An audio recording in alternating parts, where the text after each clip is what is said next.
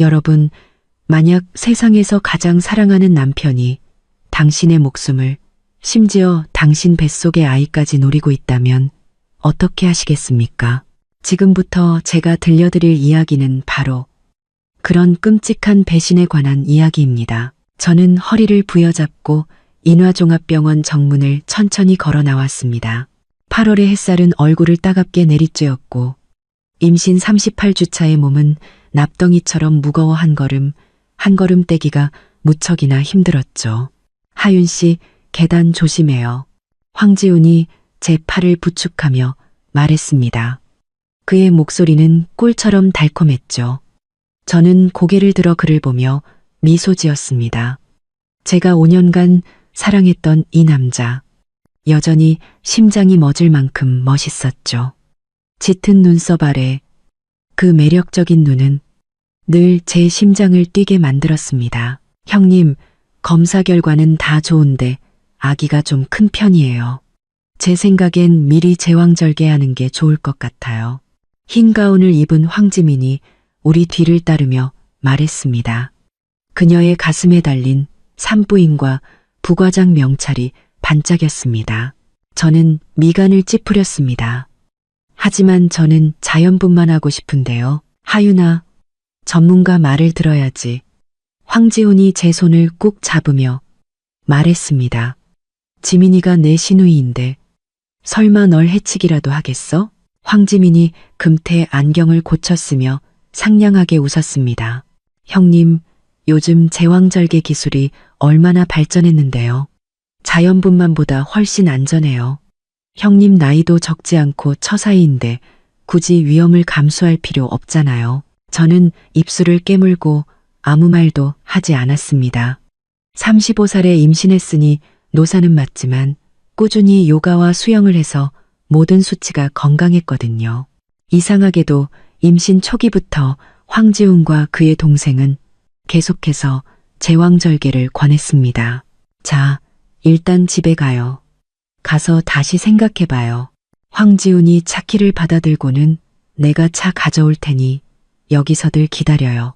라고 말했습니다. 그가 멀어지는 뒷모습을 보는데 문득 낯설게 느껴졌습니다. 결혼 3년 동안 그는 저에게 뭐든 맞춰주었지만 제가 임신한 후부터 점점 강압적으로 변했습니다. 특히 출산 방식에 대해서는 더욱 그랬죠. 형님, 안색이 안 좋아 보이는데 들어가서 좀 쉬실래요? 황지민이 걱정스럽게 물었습니다. 저는 고개를 저었습니다. 아니, 괜찮아. 그냥 좀 오래 서 있어서 그런가 봐. 아, 맞다. 형님 진료기록부를 진료실에 두고 왔네요. 제가 가서 가져올게요. 그녀는 뒤돌아서 서둘러 병원 안으로 들어갔습니다. 저는 벤치에 앉아 부풀어 오른 배를 쓰다듬었습니다. 아기가 안에서 발길질하며 화답하는 것 같았죠. 문득 허리에서 찌르는 듯한 통증이 느껴졌습니다. 그리고 동시에 정신이 번쩍 들었습니다. 내 진료기록부는 분명 가방 안에 있는데 황지민은 왜 거짓말을 한 걸까?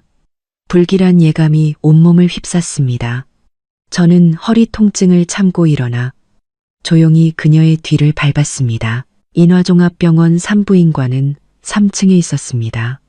엘리베이터를 타고 올라가 복도 모퉁이에 막 다다랐을 때 의사 사무실에서 황지민의 목소리가 들려왔습니다.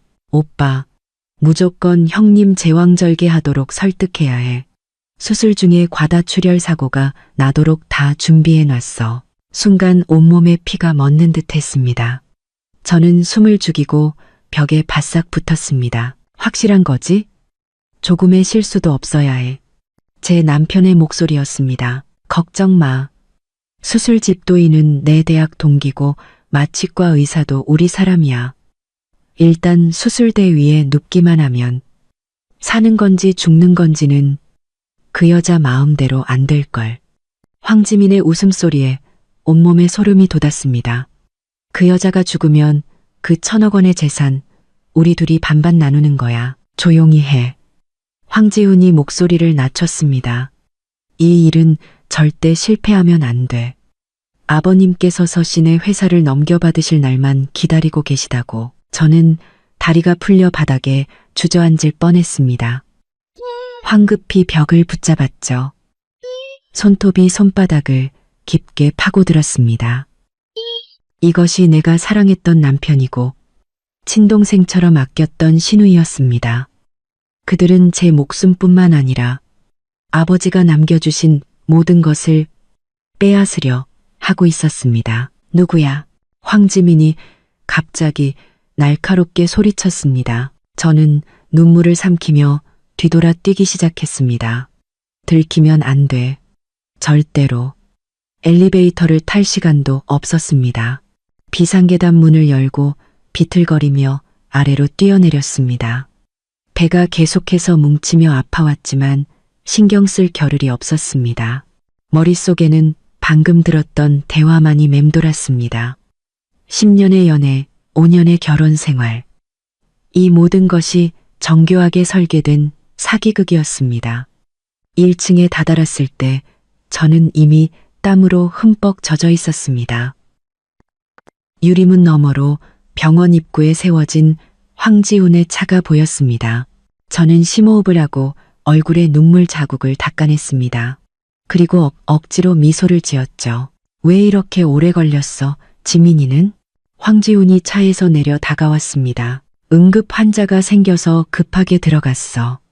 제 목소리가 떨리자 황급히 기침으로 얼버무렸습니다. 나 몸이 좀 안 좋아서 먼저 집에 가고 싶어. 그는 다정하게 저를 차에 태우며 말했습니다. 너무 더워서 그런가? 에어컨 더 세게 틀어줄게. 그의 자상한 모습을 보니 속이 울렁거렸습니다. 이 남자는 어쩌면 이렇게 위선적일 수 있을까요? 저는 허벅지를 세게 꼬집으며 들키지 말자고 스스로를 다잡았습니다. 집으로 가는 내내 그는 제왕절개의 장점에 대해 늘어놓았습니다. 저는 창밖을 보며 듣는 척했지만 사실 그의 말 한마디 한마디가 칼날처럼 가슴에 박혔습니다. 참, 다음 주 수요일이 장인어른 기일이지? 그가 갑자기 물었습니다. 저는 가슴이 철렁했습니다. 장인어른께서 외손주 태어나는 걸 보셨으면 얼마나 좋았을까. 그 교통사고는 정말 너무 갑작스러웠어.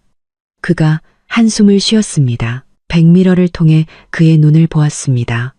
거기엔 슬픔이 아닌 탐욕만이 가득했습니다. 끔찍한 생각이 스쳐 지나갔습니다. 아버지의 교통사고. 그것도 혹시 사고가 아니었던 건 아닐까? 집에 도착하자마자 저는 피곤하다는 핑계로 침실 문을 잠갔습니다. 그제야 소리내어 울 수 있었지만 소리가 새어나갈까. 두려워 베개에 얼굴을 묻고 소리 없이 흐느꼈습니다. 실컷 울고 난 뒤 저는 눈물을 닦고 비상용 휴대폰을 꺼내 들었습니다. 첫 전화는 절친 민지에게 걸었습니다. 여보세요? 민지야, 나야. 큰일 났어. 저는 목소리를 낮췄습니다. 전화기 너머로 몇 초간 침묵이 흘렀습니다. 너 어디야? 안전한 거야? 지금은 안전해. 저는 입술을 깨물며 말했습니다. 박 변호사님 좀 만나야겠어. 최대한 빨리. 알았어. 늘 가던 곳에서 2시간 뒤에 보자. 진정하고 절대 티내지 마. 민지는 침착했습니다. 전화를 끊고 저는 금고를 열어 아버지가 남겨주신 서류들을 꺼냈습니다. 유언장, 회사 지분 증명서, 그리고 각종 자산 증명 서류들이었죠. 아버지는 돌아가시기 전 1,000억 원이 넘는 모든 재산을 제게 남겨주셨습니다.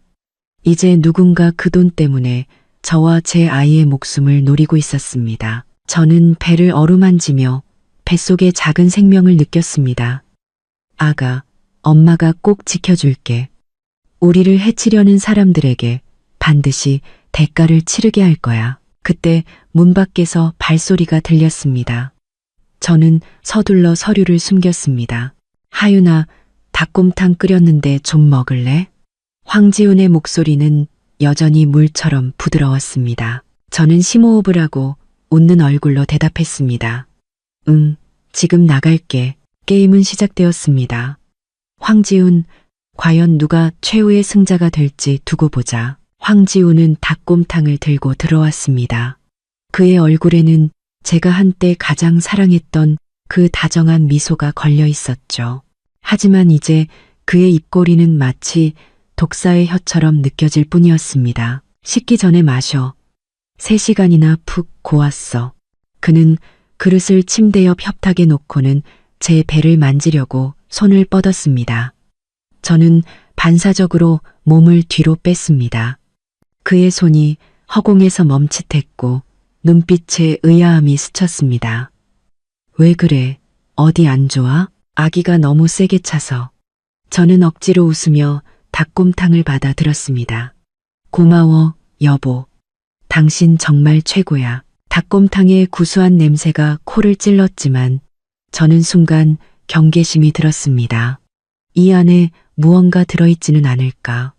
임신한 이후로 황지우는 유난히 살갑게 굴며 매일같이 제게 좋은 보양식을 챙겨줬습니다. 예전에는 그 모습에 감동했지만 지금은 공포스러울 뿐이었습니다. 왜 안 마셔? 그가 저를 빤히 쳐다봤습니다. 그의 눈빛 깊은 곳에선 초조함이 희미하게 느껴졌습니다. 저는 기지를 발휘해 갑자기 입을 막고 화장실로 달려갔습니다. 변기를 붙잡고 헛구역질을 몇 번 한 뒤 숨을 헐떡이며 말했습니다. 입덧이 또 시작됐나 봐. 기름진 냄새를 못 맡겠어. 황지훈이 문 앞에 서서 미간을 찌푸렸습니다. 그럼 뭐 먹고 싶은 거 있어? 다시 해줄게. 아니, 아무것도 먹기 싫어. 그냥 좀 쉴게. 저는 힘없이 손을 저었습니다. 그는 잠시 망설이다가 마침내 고개를 끄덕였습니다. 알았어. 그럼 무슨 일 있으면 불러. 난 서재에 있을게. 문이 닫히자마자 저는 닭곰탕을 변기에 쏟아붓고 물을 내렸습니다. 소용돌이치며 사라지는 국물을 보며 제 마음도 끝없이 가라앉는 것 같았습니다. 언제부터였을까요? 제 가장 가까운 사람이 제 목숨을 노리는 살인자가 된 것은. 배를 가만히 쓰다듬자 아기는 제 감정을 느꼈는지 불안하게 몇 번 꿈틀거렸습니다. 아가, 걱정 마. 엄마가 지켜줄게. 저는 나지막이 속삭이며 점차 굳은 결심을 다졌습니다. 저녁 8시 저는 절친 민지에게 아기용품을 받으러 간다는 핑계로 겨우 집을 나설 수 있었습니다. 황지훈이 태워주겠다는 것을 산책도 할 겸 혼자 가겠다며 거절했죠. 그는 못 믿어온 눈치였지만 억지로 고집하지는 않았습니다. 너무 늦지 않게 들어와. 밤길은 위험하니까. 그는 문 앞에서 제 이마에 입을 맞췄습니다. 저는 그를 밀치고 싶은 충동을 억누르며 미소로 답했습니다. 빌라 단지를 벗어나자마자 저는 택시를 잡아탔습니다. 강남역 스타벅스로 가주세요. 차를 타고 가며 민지에게 암호 메시지를 보냈습니다. 10분 뒤 도착. 차창 밖으로 도시의 네온사인이 화려하게 빛났지만 제 몸은 오한이 드는 듯 추웠습니다. 세상은 갑자기 낯설어졌고 가장 가까운 사람조차 믿을 수 없게 되었습니다. 스타벅스 구석자리에 민지가 이미 와 있었습니다.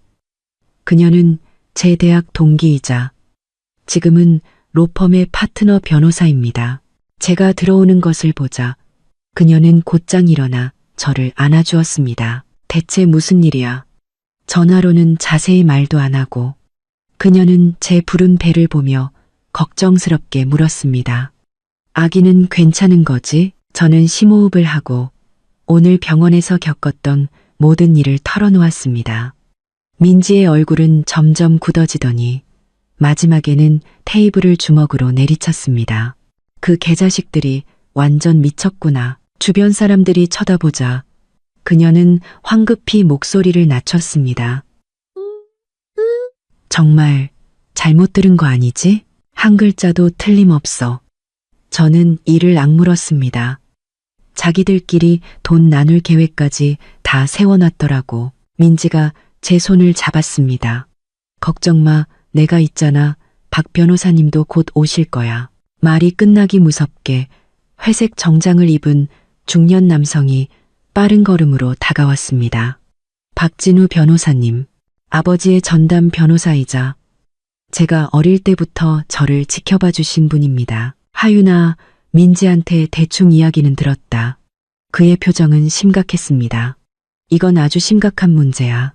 신중하게 처리해야 해. 저는 고개를 끄덕였습니다.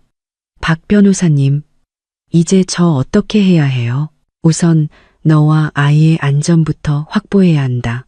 박진우 변호사님은 서류 가방을 열어 서류 몇 장을 꺼냈습니다.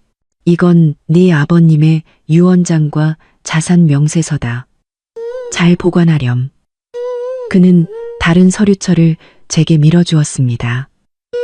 그리고 이건 네가 예전에 작성했던 유언장 사본이야.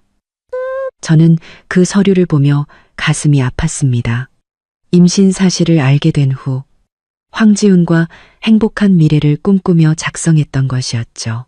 만약 제게 무슨 일이 생기면 모든 재산을 남편과 아이가 절반씩 상속받는다고 적혀 있었습니다. 이 얼마나 비극적인 농담인가요? 유언장을 수정하겠어요. 저는 단호하게 말했습니다. 모든 재산은 아이에게 상속하고 황지훈에게는 단 1원도 주지 않을 거예요. 박진우 변호사님이 고개를 끄덕였습니다. 현명한 결정이다. 하지만 아이가 미성년자이니 신탁기금을 설립해서 네가 지정하는 후견인이 성인이 될 때까지 재산을 관리하도록 해야 해. 후견인은 절대 황지훈이어서는 안 돼요. 민지가 끼어들었습니다.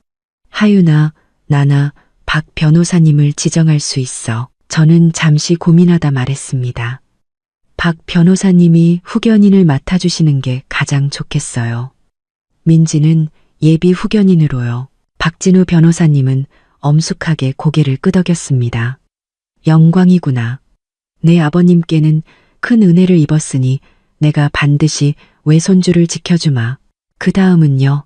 제가 물었습니다. 유언장 수정만으로는 부족해요. 그들은 제 목숨을 노리고 있다고요. 민지의 눈에 살기가 스쳤습니다. 증거를 모아서 그 자식들 감옥에 쳐넣어야지. 맞아. 박진우 변호사님도 동의했습니다. 하지만 조심해야 한다. 섣불리 움직였다가 저들이 눈치채면 더 곤란해져. 우리는 카페가 문 닫을 시간까지 구체적인 계획을 논의했습니다. 헤어질 때 민지는 저를 꼭 안아주며 말했습니다. 하윤아, 정말 조심해야 해. 이제부터 먹는 거, 마시는 거 전부 조심하고. 웬만하면 네가 직접 챙겨. 저는 고개를 끄덕였습니다. 눈물이 왈칵 쏟아졌습니다. 민지야, 나 너무 무서워. 무서워하지 마. 우리가 곁에 있잖아. 그녀는 제 눈물을 닦아주었습니다. 기억해. 충분한 증거를 모으기 전까지는 반드시 아무것도 모르는 척해야 해. 빌라로 돌아왔을 때는 밤 11시가 다 된 시간이었습니다. 황지호는 거실 소파에 앉아 있었는데 표정이 좋지 않았습니다. 왜 이렇게 늦었어? 그는 일어나 다가오며 나무라듯 말했습니다. 전화는 몇 통이나 했는데 그제야 저는 휴대폰을 무음으로 해둔 것이 생각났습니다. 미안해. 민지랑 이야기하다 보니 시간 가는 줄 몰랐어. 그는 제 눈을 빤히 쳐다보며 무언가를 판단하려는 듯 했습니다. 정말 그냥 얘기만 한 거야? 저는 가슴이 철렁했지만 겉으로는 애교를 부렸습니다. 그럼 뭐겠어?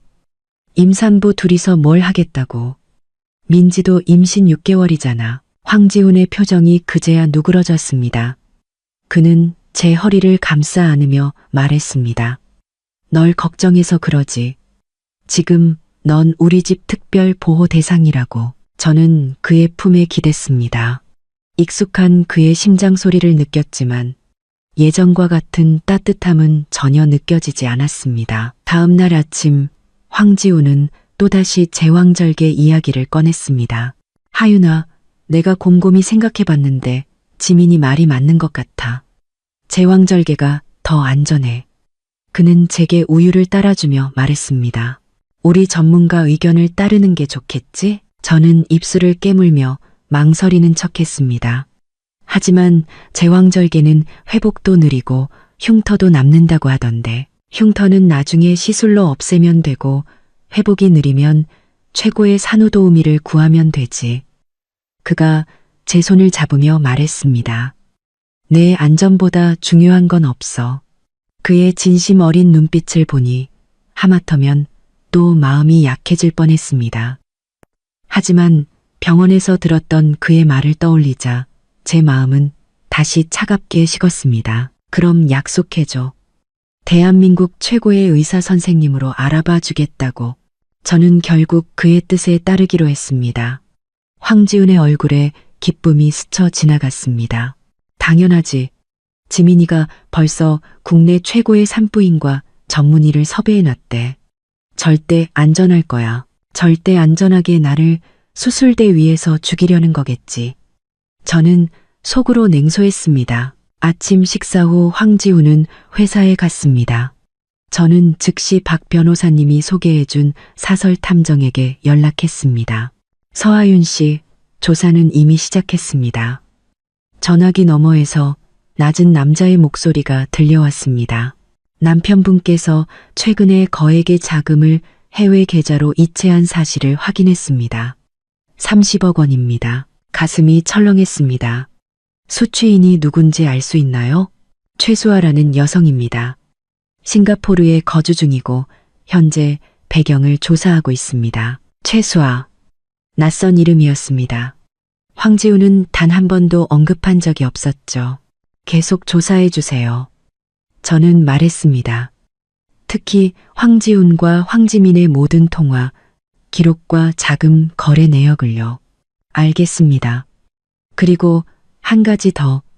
황지민 씨가 어제 오후에 한 개인 병원에서 마취과 과장인 이강민 의사를 만났습니다. 저는 수화기를 꽉 쥐었습니다. 무슨 얘기를 했는지 알 수 있나요? 진료실 방음이 너무 잘 돼서 내용은 녹음하지 못했습니다. 하지만 헤어질 때 악수를 하는 등 무언가 합의에 이른 것처럼 보였습니다. 등골이 오싹해졌습니다. 그들은 이미 구체적으로 사고를 계획하고 있었던 겁니다. 전화를 끊은 뒤 저는 창가에 앉아 멍하니 있었습니다. 햇살은 따스했고 정원의 장미는 활짝 피어 있었습니다. 황지훈이 장미를 좋아하는 저를 위해 특별히 꾸민 정원이었죠. 예전에는 이 정원이 달콤했지만 지금은 잔인하게만 느껴졌습니다. 오후에 황지민이 갑자기 찾아왔습니다. 형님, 몸에 좋은 것 좀 사왔어요. 그녀는 웃으며 선물 상자 몇 개를 건넸습니다. 다 임산부한테 좋은 거예요. 선물 상자를 받아보니 모두 수입 고급 영양제였습니다. 예전 같았으면 감동했겠지만 지금은 그저 두려울 뿐이었습니다. 고마워, 지민아.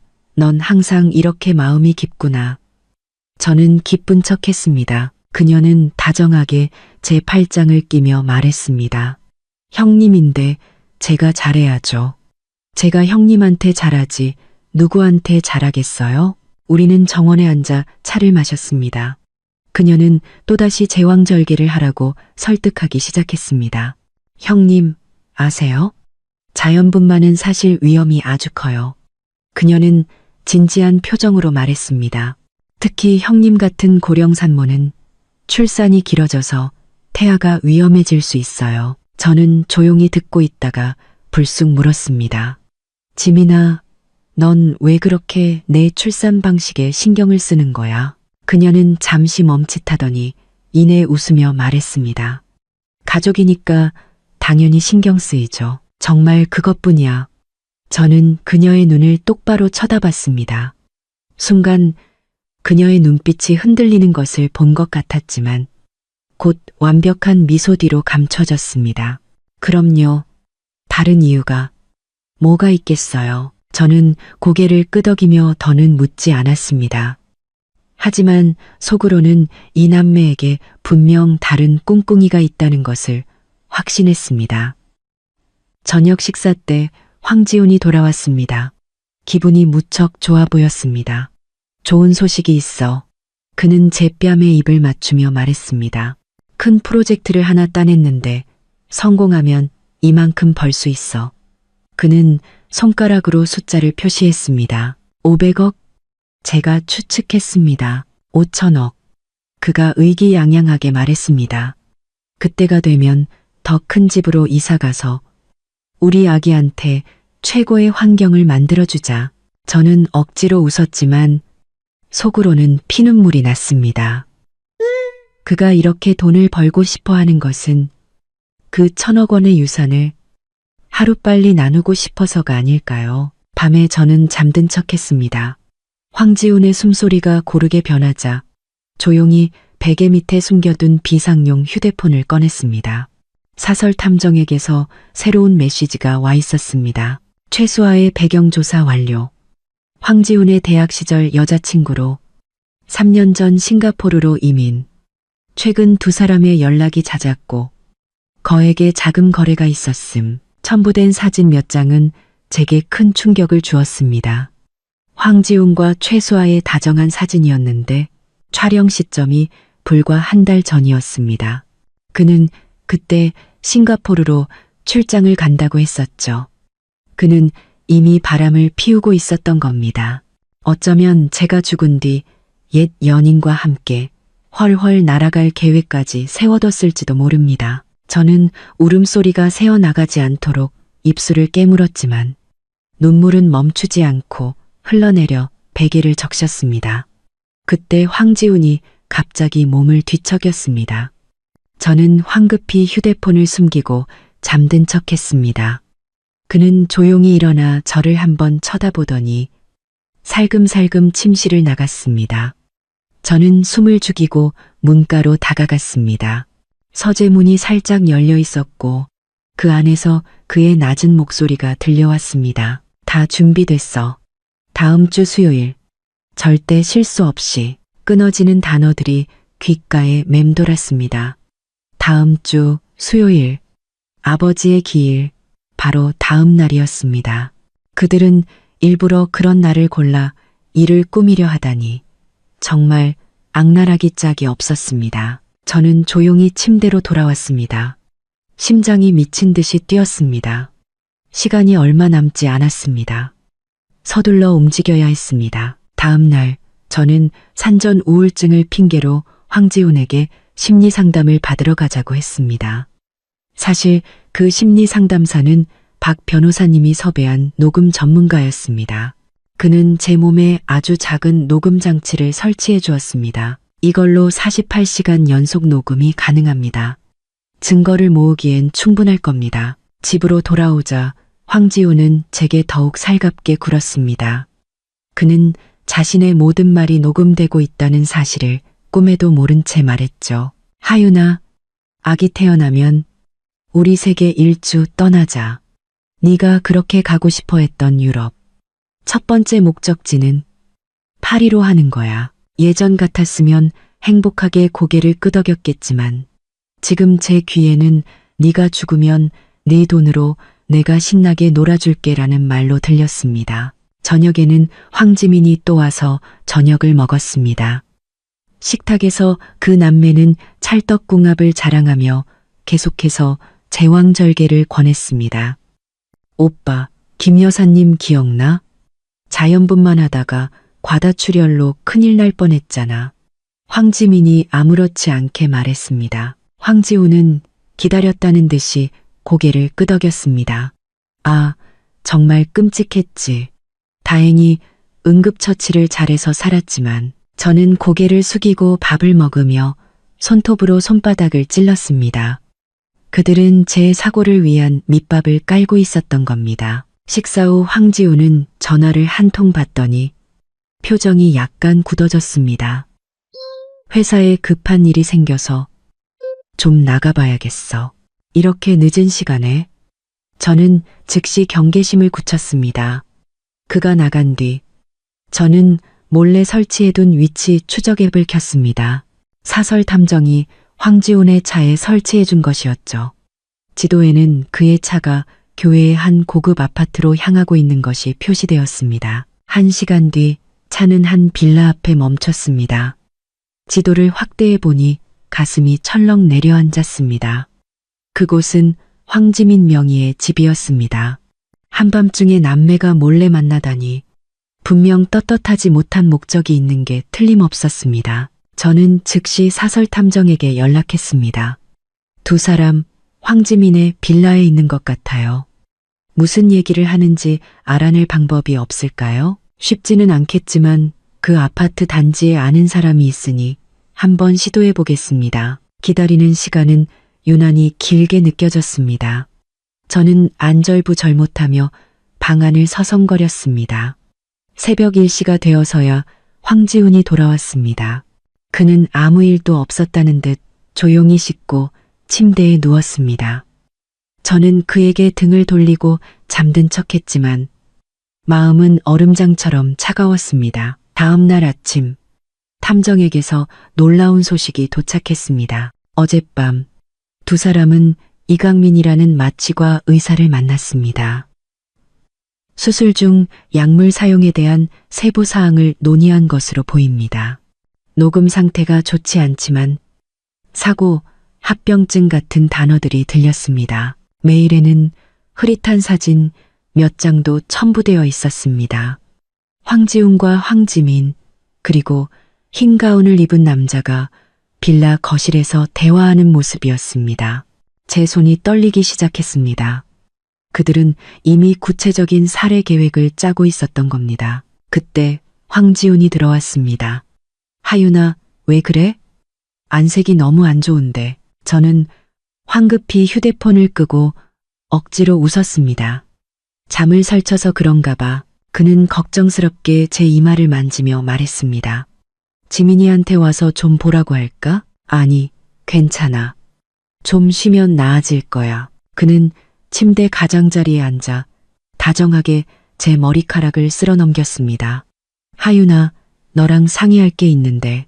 무슨 일인데? 유언장에 관한 거야. 그가 아무렇지 않게 말했습니다. 이제 아기도 태어날 텐데 내용을 좀 수정해야 하지 않을까? 우리 아기 미래를 위해서 말이야. 심장이 쿵 하고 떨어졌습니다. 드디어 본론을 꺼내는군요. 지금도 충분히 좋은데 당신이 나랑 아기 영원히 지켜준다고 했잖아. 저는 순진한 척했습니다. 당연히 지켜주지. 그가 다급하게 말했습니다. 하지만 사람이란 게 한치 앞을 모르는 거잖아. 정말 만약에 나한테 무슨 일이 생기면 너랑 아기는 어떡해? 저는 그의 눈을 똑바로 쳐다보며 물었습니다. 그럼 당신은? 만약 나한테 무슨 일이 생기면 당신이랑 아기는 어떡할 건데? 그의 표정이 순간 굳었습니다. 불과 1초였지만 그의 속내를 꿰뚫어 보기엔 충분한 시간이었습니다. 그런 불길한 소리 하지 마. 우리 둘 다 아무 일 없을 거야. 그는 애써 태연한 척했습니다. 그 순간 저는 완전히 마음을 접었습니다. 제가 한때 그토록 사랑했던 이 남자는 정말로 저의 죽음을 계획하고 있었습니다. 저는 심호흡을 하고 결심을 굳혔습니다. 당신 말이 맞아. 저는 미소를 지으며 말했습니다. 유언장은 수정해야겠어. 우리 아기를 위해서 만일의 사태에 대비해야지. 황지훈의 눈이 반짝 빛났습니다. 그럼 내가 박 변호사님께 연락할게. 아니, 됐어. 저는 고개를 저었습니다. 내가 이미 오후에 오시라고 약속 잡아놨어. 그가 잠시 멈칫했습니다. 언제? 어제. 저는 태연하게 말했습니다. 당신이 최악의 상황을 대비해야 한다고 했잖아. 밤새 생각해보니 그 말이 맞는 것 같아서. 그의 표정은 기쁨과 불안이 뒤섞여 복잡해 보였습니다. 그래서 어떻게 수정할 생각인데 오후에 보면 알게 될 거야. 저는 의미심장한 미소를 지었습니다. 황지훈은 더는 묻지 않았지만 어딘가 들떠 보였습니다. 발걸음조차 가벼워 보였죠. 그는 분명 제가 더 많은 재산을 자신에게 남겨줄 거라고 생각하고 있을 겁니다. 참으로 가련하고 우스운 일이었습니다. 오후 2시 박 변호사님이 시간에 맞춰 도착했습니다. 황지우는 저와 함께 있겠다며 일부러 집에 남아 있었습니다. 서재에서 박 변호사님이 서류를 펼쳤습니다. 서하윤 씨, 정말 유 원장을 수정하시겠습니까? 저는 고개를 끄덕이며 옆에 앉은 황지훈을 쳐다봤습니다. 지훈 씨랑 상의했어요. 우리 아기 미래를 위해서 좀 더 확실하게 준비해둬야 할 것 같아서요. 황지훈이 제 손을 잡으며 박 변호사님께 말했습니다. 네, 변호사님. 하윤이 말은 무슨 일이 생기더라도 우리 아기가 최고의 보살핌을 받을 수 있도록 하자는 뜻입니다. 박 변호사님이 안경을 고쳤으며 말했습니다. 알겠습니다. 그럼 구체적인 조항은 어떻게 하시겠습니까? 저는 미리 계획했던 내용을 또렷하게 말했습니다. 제 명의의 모든 재산, 즉 회사 지분, 부동산, 현금 자산을 전부 제 아이에게 상속합니다. 아이가 성인이 되기 전까지는 신탁기금을 설립하여 박진우 변호사님께서 후견인으로서 재산을 관리해 주십시오. 황지훈의 얼굴에서 미소가 굳었습니다. 잠깐, 하윤아, 이건. 저는 그의 말을 잘랐습니다. 지훈 씨, 내 말 끝까지 들어봐. 저는 박 변호사님을 향해 말을 이었습니다. 만약 제가 불행히 세상을 떠나게 되면 아이의 양육권은 제 친구 김민지에게 넘깁니다. 아버지인 황지훈 씨는 면접 교섭권은 가지지만 양육권은 가질 수 없습니다. 서하윤, 황지훈이 벌떡 일어났습니다. 이게 무슨 소리야? 저는 침착하게 그를 쳐다봤습니다. 왜 그래? 당신이 말한 대로 우리 아기를 위해 최악의 상황을 대비하는 거잖아. 그의 얼굴이 새빨개졌습니다. 하지만 난 아이 아빠야. 왜 양육권을 가질 수 없는 건데? 당신이 재혼이라도 하면 새엄마가 우리 아기를 학대할 수도 있으니까. 저는 미리 준비해둔 이유를 댔습니다. 이건 엄마로서의 본능이야. 당신도 이해해줬으면 좋겠어. 황지우는 분노로 몸을 떨었지만 대놓고 반대하지는 못했습니다. 그랬다간 다른 속셈이 있는 것처럼 보일 테니까요. 박 변호사님이 때맞춰 끼어들었습니다. 황지훈 씨, 서하윤 씨의 걱정도 일리가 있습니다. 재혼 가정에서는 실제로 그런 문제가 종종 발생하니까요. 황지훈은 분노를 억누르며 뒤틀린 미소를 지었습니다. 하윤아, 너무 앞서 나가는 거 아니야? 내가 어떻게 재혼을 하겠어. 안 하길 바라. 저는 그의 손을 다정하게 두드리며 말했습니다. 하지만 혹시 모르잖아. 난 우리 아기를 먼저 생각해야지. 그는 아무 말도 하지 못하고 제가 새로운 유언장에 서명하고 공증받는 것을 지켜볼 수밖에 없었습니다.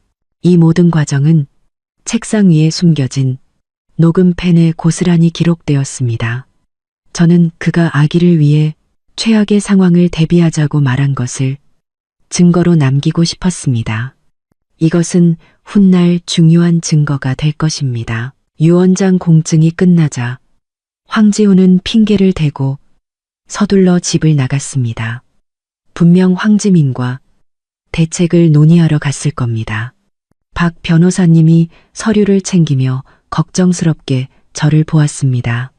하윤아, 이렇게 하면 저들을 자극하게 될 텐데. 알아요. 저는 고개를 끄덕였습니다. 하지만 저들이 초조해할수록 더 쉽게 꼬리를 밟힐 거예요. 박 변호사님이 한숨을 쉬었습니다. 부디 몸조심하렴. 저들이 궁지에 몰리면 무슨 짓을 할지 몰라. 그가 떠난 뒤 저는 창가에 서서 활짝 핀 장미를 바라보았습니다. 폭풍우가 몰려오고 있었습니다. 하지만 저와 아이의 목숨을 위해 저는 끝까지 싸워야만 했습니다. 휴대폰이 진동했습니다. 사설 탐정에게서 온 메시지였습니다. 마취과 의사 이강민이 거액의 도박 빚을 졌다가 최근에 대부분을 갚은 사실을 확인했습니다. 자금 출처는 황지민의 차명 계좌입니다. 진실은 점점 더 명확해지고 있었습니다. 그들은 마취과 의사를 매수해서 수술 중에 사고를 일으키려 했던 겁니다. 저는 답장을 보냈습니다. 계속 증거를 수집해 주세요. 자금 흐름과 통화 기록에 집중해서요. 휴대폰을 내려놓고 저는 배를 쓰다듬었습니다. 아가, 걱정 마. 엄마가 지켜줄게. 해질녘 황지훈이 돌아왔습니다. 그의 얼굴은 잿빛처럼 어두웠지만 그는 여전히 다정한 척하며 제게 저녁을 차려주었습니다. 하윤아, 오늘 피곤했지? 네가 제일 좋아하는 생선 맑은탕 끓였어. 저는 뽀얀 국물의 탕을 보며 강한 직감을 느꼈습니다. 이 탕 마시면 안 돼. 나 화장실 좀 먼저 다녀올게. 저는 자리에서 일어났습니다. 화장실에서 저는 몰래 은수저를 꺼냈습니다. 아버지가 살아계실 때 독을 감지할 수 있다며 주신 선물이었습니다. 식탁으로 돌아와 황지훈이 한눈 파는 사이에 은수저를 탕에 담갔다 뺐습니다. 수저 끝이 희미하게 검게 변해 있었습니다. 순간 온몸에 피가 멎는 듯 했습니다. 그들은 수술 날까지 기다릴 여유도 없이 당장 저를 해치려 하고 있었던 겁니다. 여러분, 만약 세상에서 가장 사랑하는 남편이 당신의 목숨을, 심지어 당신 뱃속의 아이까지 노리고 있다면 어떻게 하시겠습니까? 지금부터 제가 들려드릴 이야기는 바로 그런 끔찍한 배신에 관한 이야기입니다. 저는 무거운 몸을 이끌고 인화종합병원 정문을 나섰습니다. 8월의 햇살은 따가웠고 임신 38주차의 몸은 납덩이처럼 무거워 한 걸음이 천근만근이었죠. 하윤 씨, 계단 조심해요. 황지훈이 제 팔을 부축하며 속삭였습니다. 꿀처럼 달콤한 목소리였죠. 저는 그를 보며 미소 지었습니다. 제가 5년간 사랑했던 남자, 여전히 심장이 멎을 만큼 멋있었습니다. 짙은 눈썹, 그 매력적인 눈은 늘 제 심장을 뛰게 만들었으니까요. 형님, 검사 결과는 좋은데 아기가 좀 커요. 제왕절개를 미리 하는 게 좋을 것 같아요. 흰 가운을 입은 황지민이 뒤따르며 말했습니다. 그녀의 가슴에 달린 산부인과 부과장 명찰이 번쩍였습니다. 저는 미간을 찌푸렸습니다. 하지만 난 자연분만 하고 싶은데, 하윤아, 전문가 말을 들어야지. 황지훈이 제 손을 꾹 잡았습니다. 지민이가 내 신우인데 설마 해치기라도 하겠어? 황지민이 금태 안경을 고쳤으며 상냥하게 웃었습니다. 형님, 요즘 제왕절개 기술이 얼마나 발전했는데요. 훨씬 안전해요. 처사이인데 굳이 위험을 감수할 필요 없잖아요. 저는 입술을 깨물었습니다. 35살 노산이지만 꾸준한 관리 덕분에 몸 상태는 최상이었습니다. 그런데도 이상하게 임신 초기부터 두 사람은 계속 제왕절개를 권했습니다. 자, 일단 집에 가요. 가서 다시 생각해 보자고요. 황지훈이 차 키를 받으며 말했습니다. 내가 차 가져올 테니 여기서들 기다려요. 멀어지는 그의 뒷모습이 문득 낯설게 느껴졌습니다. 결혼 3년 내내 다정했던 그가 임신 후부터 점점 강압적으로 변했습니다.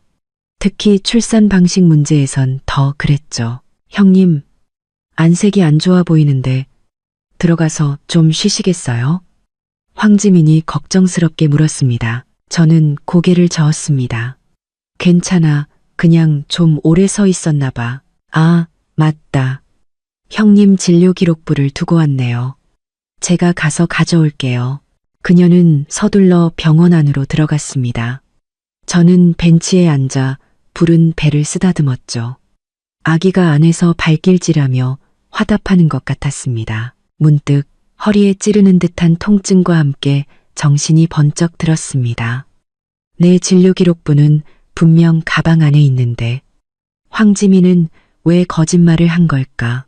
불길한 예감이 온몸을 휩쌌습니다.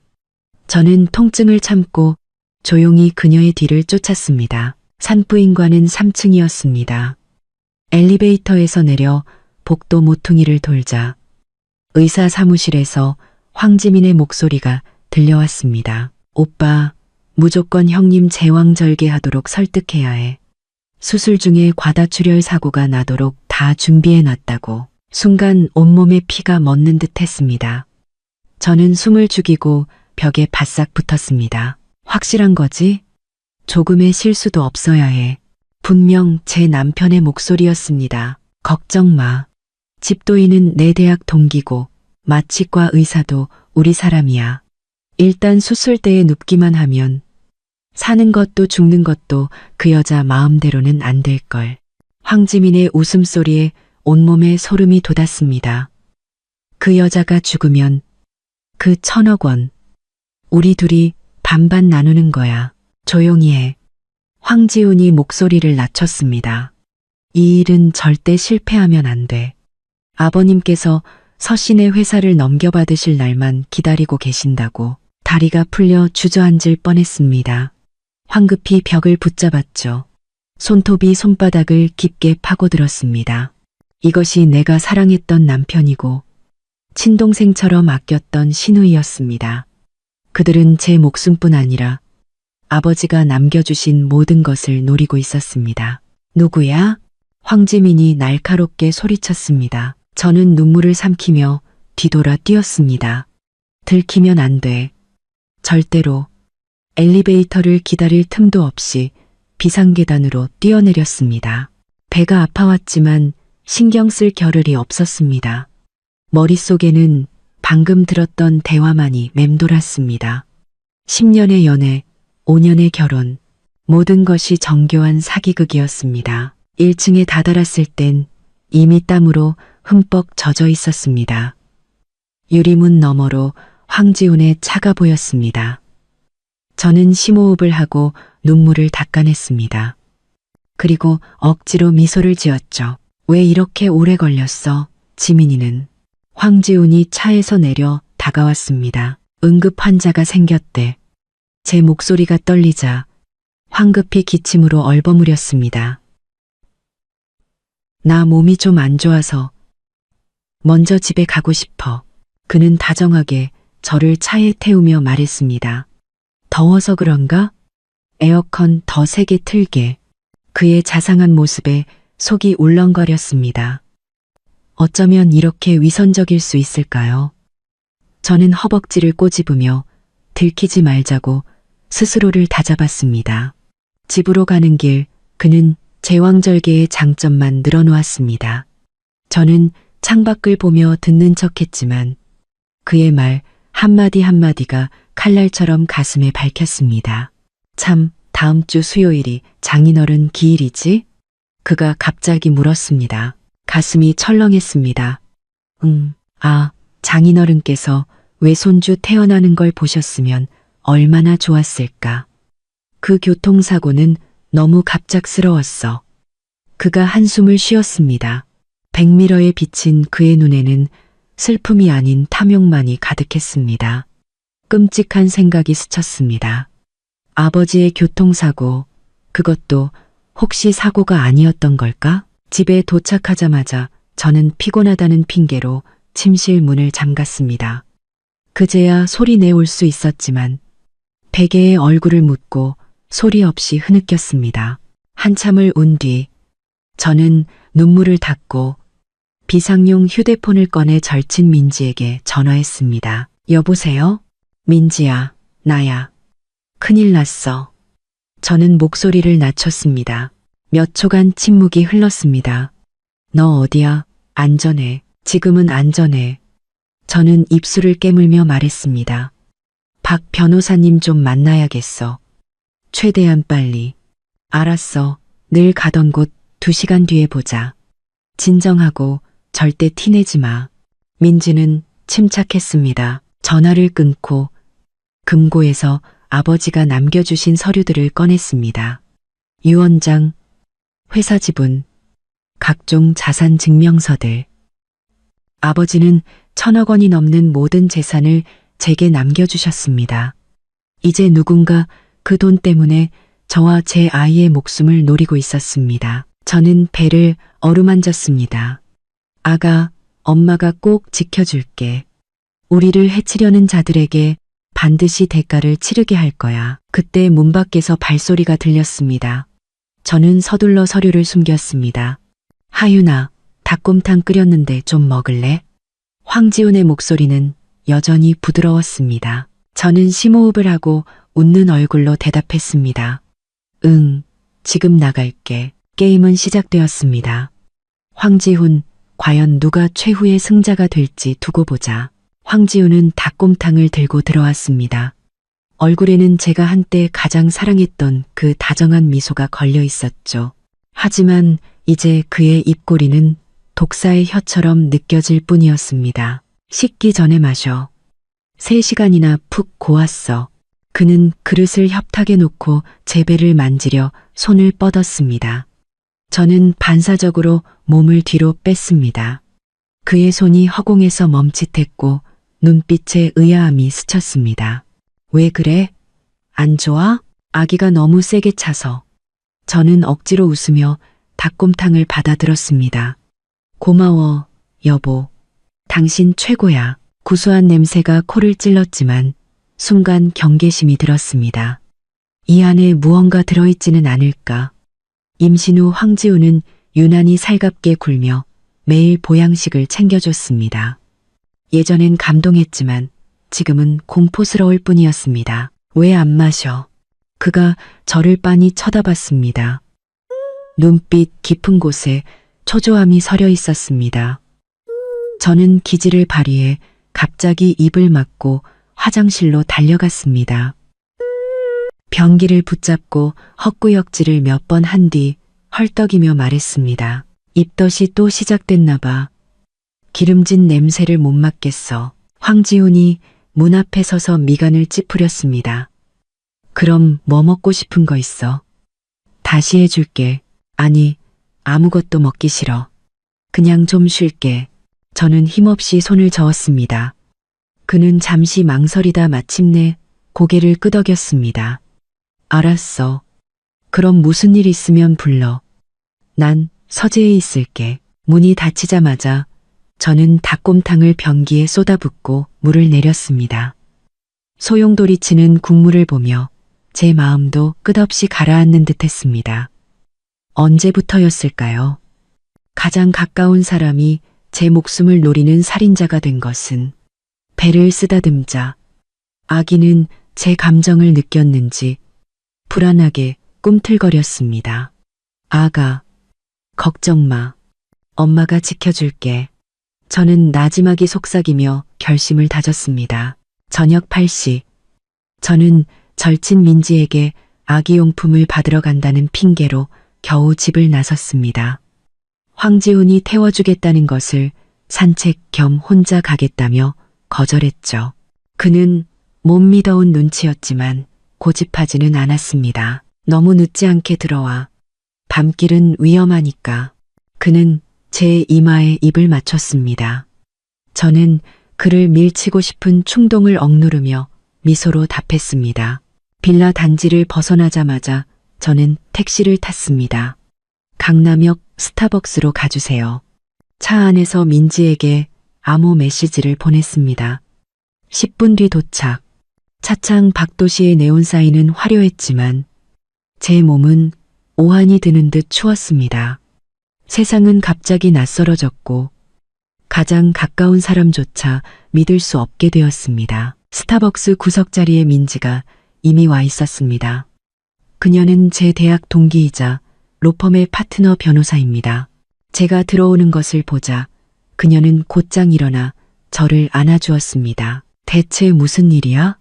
전화로는 자세히 말도 안 하고 그녀는 제 부른 배를 보며 걱정스럽게 물었습니다. 아기는 괜찮은 거지? 저는 심호흡을 하고 오늘 병원에서 겪었던 모든 일을 털어놓았습니다. 민지의 얼굴은 점점 굳어지더니 마지막에는 테이블을 주먹으로 내리쳤습니다. 그 개자식들이 미쳤구나. 주변 사람들이 쳐다보자 그녀는 황급히 목소리를 낮췄습니다. 정말 잘못 들은 거 아니지? 한 글자도 틀림없어. 저는 이를 악물었습니다. 자기들끼리 돈 나눌 계획까지 다 세워놨더라고. 민지가 제 손을 잡았습니다. 걱정 마, 내가 있잖아. 박 변호사님도 곧 오실 거야. 말이 끝나기 무섭게 회색 정장을 입은 중년 남성이 다가왔습니다. 박진우 변호사님, 아버지의 전담 변호사이자 제가 어릴 때부터 저를 지켜봐 주신 분입니다. 하윤아, 민지한테 대충 이야기는 들었다. 그의 표정은 심각했습니다. 이건 아주 심각한 문제야. 신중하게 처리해야 해. 저는 고개를 끄덕였습니다. 박 변호사님, 이제 저 어떻게 해야 해요? 우선 너와 아이의 안전부터 확보해야 한다. 박 변호사님은 서류 가방에서 서류 몇 장을 꺼냈습니다. 이건 내 아버님의 유언장과 자산 명세서다. 잘 보관하렴. 그는 다른 서류처를 제게 밀어주었습니다.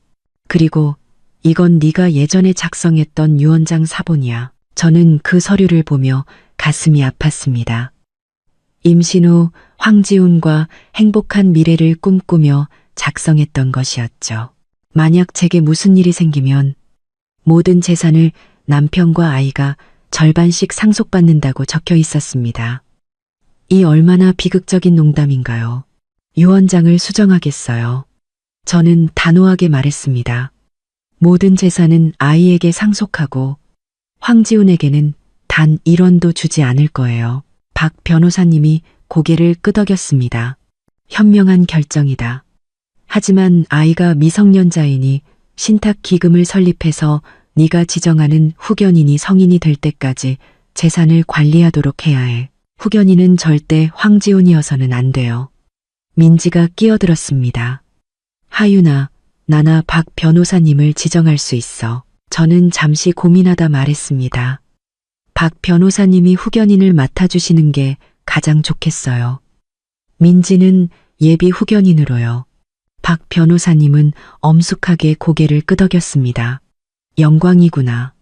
내 아버님께 큰 은혜를 입었으니 내가 반드시 외손주를 지켜주마. 그 다음은요? 제가 물었습니다. 유언장 수정만으로는 부족해요. 그들은 제 목숨을 노리고 있다고요. 민지의 눈에 살기가 스쳤습니다. 증거를 모아서 그 자식들 감옥에 쳐넣어야지. 맞아. 박 변호사님도 동의했습니다. 하지만 조심해야 한다.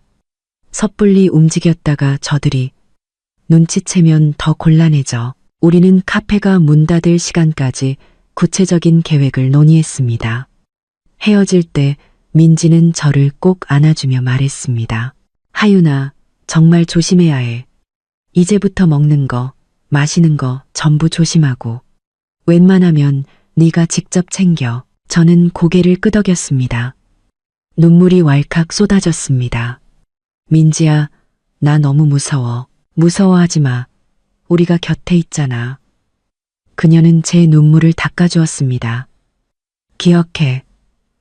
충분한 증거를 모으기 전까지는 반드시 아무것도 모르는 척해야 해. 빌라로 돌아왔을 때는 밤 11시가 다 된 시간이었습니다. 황지우는 거실 소파에 앉아 있었는데 표정이 좋지 않았습니다. 왜 이렇게 늦었어? 그는 일어나 다가오며 나무라듯 말했습니다. 전화는 몇 통이나 했는데 그제야 저는 휴대폰을 무음으로 해둔 것이 생각났습니다. 미안해. 민지랑 이야기하다 보니 시간 가는 줄 몰랐어. 그는 제 눈을 빤히 쳐다보며 무언가를 판단하려는 듯 했습니다. 정말 그냥 얘기만 한 거야? 저는 가슴이 철렁했지만 겉으로는 애교를 부렸습니다. 그럼 뭐겠어. 임산부 둘이서 뭘 하겠다고. 민지도 임신 6개월이잖아. 황지훈의 표정이 그제야 누그러졌습니다. 그는 제 허리를 감싸 안으며 말했습니다. 널 걱정해서 그러지. 지금 넌 우리 집 특별 보호 대상이라고. 저는 그의 품에 기댔습니다. 익숙한 그의 심장 소리를 느꼈지만 예전과 같은 따뜻함은 전혀 느껴지지 않았습니다. 다음 날 아침 황지우는 또다시 제왕절개 이야기를 꺼냈습니다. 하윤아, 내가 곰곰이 생각해 봤는데 지민이 말이 맞는 것 같아. 제왕절개가 더 안전해. 그는 제게 우유를 따라주며 말했습니다. 우리 전문가 의견을 따르는 게 좋겠지? 저는 입술을 깨물며 망설이는 척했습니다. 하지만 제왕절개는 회복도 느리고 흉터도 남는다고 하던데 흉터는 나중에 시술로 없애면 되고 회복이 느리면 최고의 산후도우미를 구하면 되지. 그가 제 손을 잡으며 말했습니다. 네 안전보다 중요한 건 없어. 그의 진심 어린 눈빛을 보니 하마터면 또 마음이 약해질 뻔했습니다. 하지만 병원에서 들었던 그의 말을 떠올리자 제 마음은 다시 차갑게 식었습니다. 그럼 약속해줘. 대한민국 최고의 의사 선생님으로 알아봐 주겠다고. 저는 결국 그의 뜻에 따르기로 했습니다. 황지훈의 얼굴에 기쁨이 스쳐 지나갔습니다. 당연하지. 지민이가 벌써 국내 최고의 산부인과 전문의를 섭외해놨대. 절대 안전할 거야. 절대 안전하게 나를 수술대 위에서 죽이려는 거겠지. 저는 속으로 냉소했습니다. 아침 식사 후 황지훈은 회사에 갔습니다. 저는 즉시 박 변호사님이 소개해준 사설탐정에게 연락했습니다. 서하윤 씨, 조사는 이미 시작했습니다. 전화기 너머에서 낮은 남자의 목소리가 들려왔습니다. 남편분께서 최근에 거액의 자금을 해외 계좌로 이체한 사실을 확인했습니다. 30억 원입니다. 가슴이 철렁했습니다. 수취인이 누군지 알 수 있나요? 최수아라는 여성입니다. 싱가포르에 거주 중이고 현재 배경을 조사하고 있습니다. 최수아. 낯선 이름이었습니다. 황지훈은 단 한 번도 언급한 적이 없었죠. 계속 조사해 주세요. 저는 말했습니다. 특히 황지훈과 황지민의 모든 통화 기록과 자금 거래 내역을요. 알겠습니다. 그리고 한 가지 더, 황지민 씨가 어제 오후에 한 개인 병원에서 마취과 과장인 이강민 의사를 만났습니다. 저는 수화기를 꽉 쥐었습니다. 무슨 얘기를 했는지 알 수 있나요? 진료실 방음이 너무 잘 돼서 내용은 녹음하지 못했습니다. 하지만 헤어질 때 악수를 하는 등 무언가 합의에 이른 것처럼 보였습니다. 등골이 오싹해졌습니다. 그들은 이미 구체적으로 사고를 계획하고 있었던 겁니다. 전화를 끊은 뒤 저는 창가에 앉아 멍하니 있었습니다. 햇살은 따스했고 정원의 장미는 활짝 피어 있었습니다. 황지훈이 장미를 좋아하는 저를 위해 특별히 꾸민 정원이었죠. 예전에는 이 정원이 달콤했지만 지금은 잔인하게만 느껴졌습니다. 오후에 황지민이 갑자기 찾아왔습니다. 형님, 몸에 좋은 것 좀 사왔어요. 그녀는 웃으며 선물 상자 몇 개를 건넸습니다. 다 임산부한테 좋은 거예요. 선물 상자를 받아보니 모두 수입 고급 영양제였습니다. 예전 같았으면 감동했겠지만 지금은 그저 두려울 뿐이었습니다. 고마워, 지민아. 넌 항상 이렇게 마음이 깊구나. 저는 기쁜 척했습니다. 그녀는 다정하게 제 팔짱을 끼며 말했습니다. 형님인데 제가 잘해야죠. 제가 형님한테 잘하지 누구한테 잘하겠어요? 우리는 정원에 앉아 차를 마셨습니다. 그녀는 또다시 제왕절개를 하라고 설득하기 시작했습니다. 형님, 아세요? 자연분만은 사실 위험이 아주 커요. 그녀는 진지한 표정으로 말했습니다. 특히 형님 같은 고령 산모는 출산이 길어져서 태아가 위험해질 수 있어요. 저는 조용히 듣고 있다가 불쑥 물었습니다. 지민아, 넌 왜 그렇게 내 출산 방식에 신경을 쓰는 거야? 그녀는 잠시 멈칫하더니 이내 웃으며 말했습니다. 가족이니까 당연히 신경 쓰이죠. 정말 그것뿐이야. 저는 그녀의 눈을 똑바로 쳐다봤습니다. 순간 그녀의 눈빛이 흔들리는 것을 본 것 같았지만 곧 완벽한 미소 뒤로 감춰졌습니다. 그럼요, 다른 이유가 뭐가 있겠어요. 저는 고개를 끄덕이며 더는 묻지 않았습니다. 하지만 속으로는 이 남매에게 분명 다른 꿍꿍이가 있다는 것을 확신했습니다. 저녁 식사 때 황지훈이 돌아왔습니다. 기분이 무척 좋아 보였습니다. 좋은 소식이 있어. 그는 제 뺨에 입을 맞추며 말했습니다. 큰 프로젝트를 하나 따냈는데 성공하면 이만큼 벌 수 있어. 그는 손가락으로 숫자를 표시했습니다. 500억? 제가 추측했습니다. 5천억? 그가 의기양양하게 말했습니다. 그때가 되면 더 큰 집으로 이사가서 우리 아기한테 최고의 환경을 만들어주자. 저는 억지로 웃었지만 속으로는 피눈물이 났습니다. 그가 이렇게 돈을 벌고 싶어 하는 것은 그 1,000억 원의 유산을 하루빨리 나누고 싶어서가 아닐까요? 밤에 저는 잠든 척 했습니다. 황지훈의 숨소리가 고르게 변하자 조용히 베개 밑에 숨겨둔 비상용 휴대폰을 꺼냈습니다. 사설 탐정에게서 새로운 메시지가 와 있었습니다. 최수아의 배경 조사 완료. 황지훈의 대학 시절 여자친구로 3년 전 싱가포르로 이민.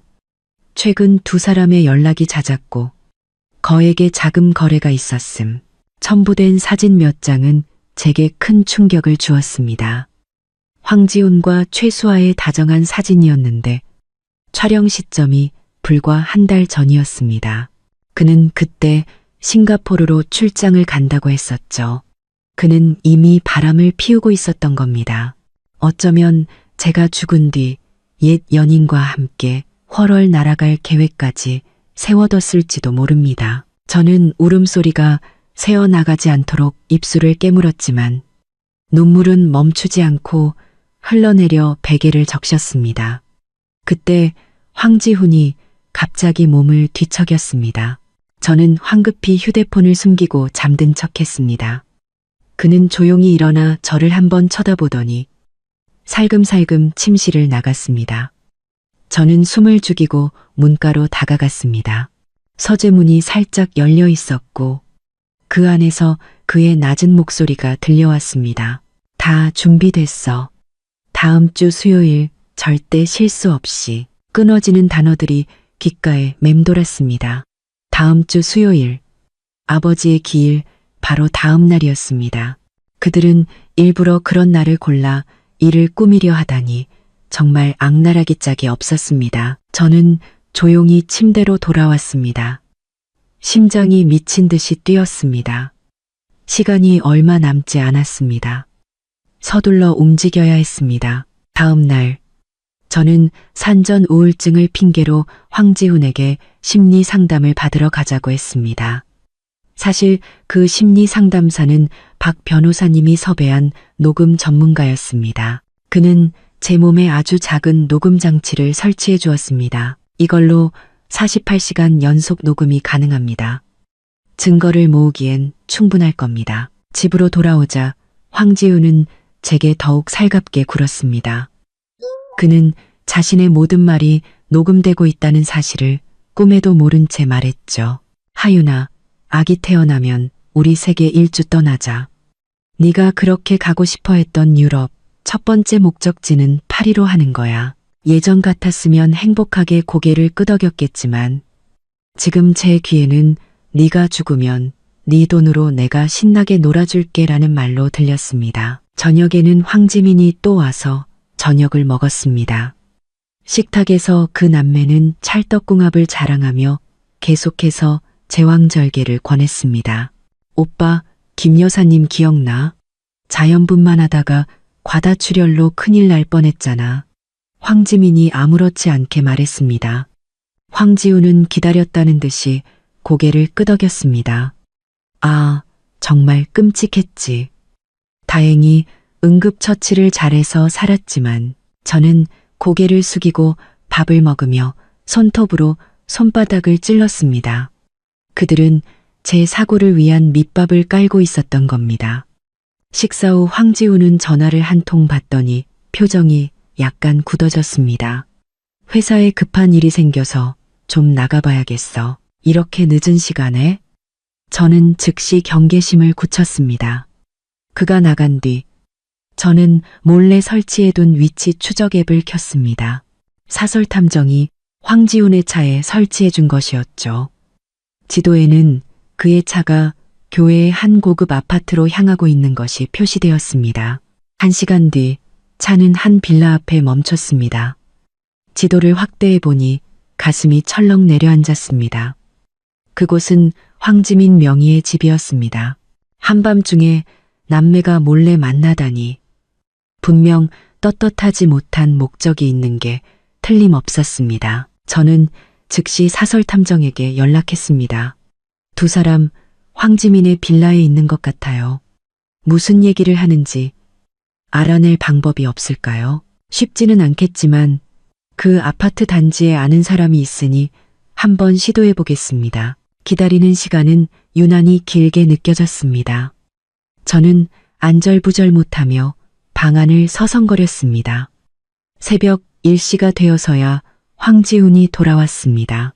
그는 아무 일도 없었다는 듯 조용히 씻고 침대에 누웠습니다. 저는 그에게 등을 돌리고 잠든 척했지만 마음은 얼음장처럼 차가웠습니다. 다음 날 아침 탐정에게서 놀라운 소식이 도착했습니다. 어젯밤 두 사람은 이강민이라는 마취과 의사를 만났습니다. 수술 중 약물 사용에 대한 세부 사항을 논의한 것으로 보입니다. 녹음 상태가 좋지 않지만 사고, 합병증 같은 단어들이 들렸습니다. 메일에는 흐릿한 사진 몇 장도 첨부되어 있었습니다. 황지훈과 황지민, 그리고 흰 가운을 입은 남자가 빌라 거실에서 대화하는 모습이었습니다. 제 손이 떨리기 시작했습니다. 그들은 이미 구체적인 살해 계획을 짜고 있었던 겁니다. 그때 황지훈이 들어왔습니다. 하윤아, 왜 그래? 안색이 너무 안 좋은데. 저는 황급히 휴대폰을 끄고 억지로 웃었습니다. 잠을 설쳐서 그런가 봐. 그는 걱정스럽게 제 이마를 만지며 말했습니다. 지민이한테 와서 좀 보라고 할까? 아니, 괜찮아.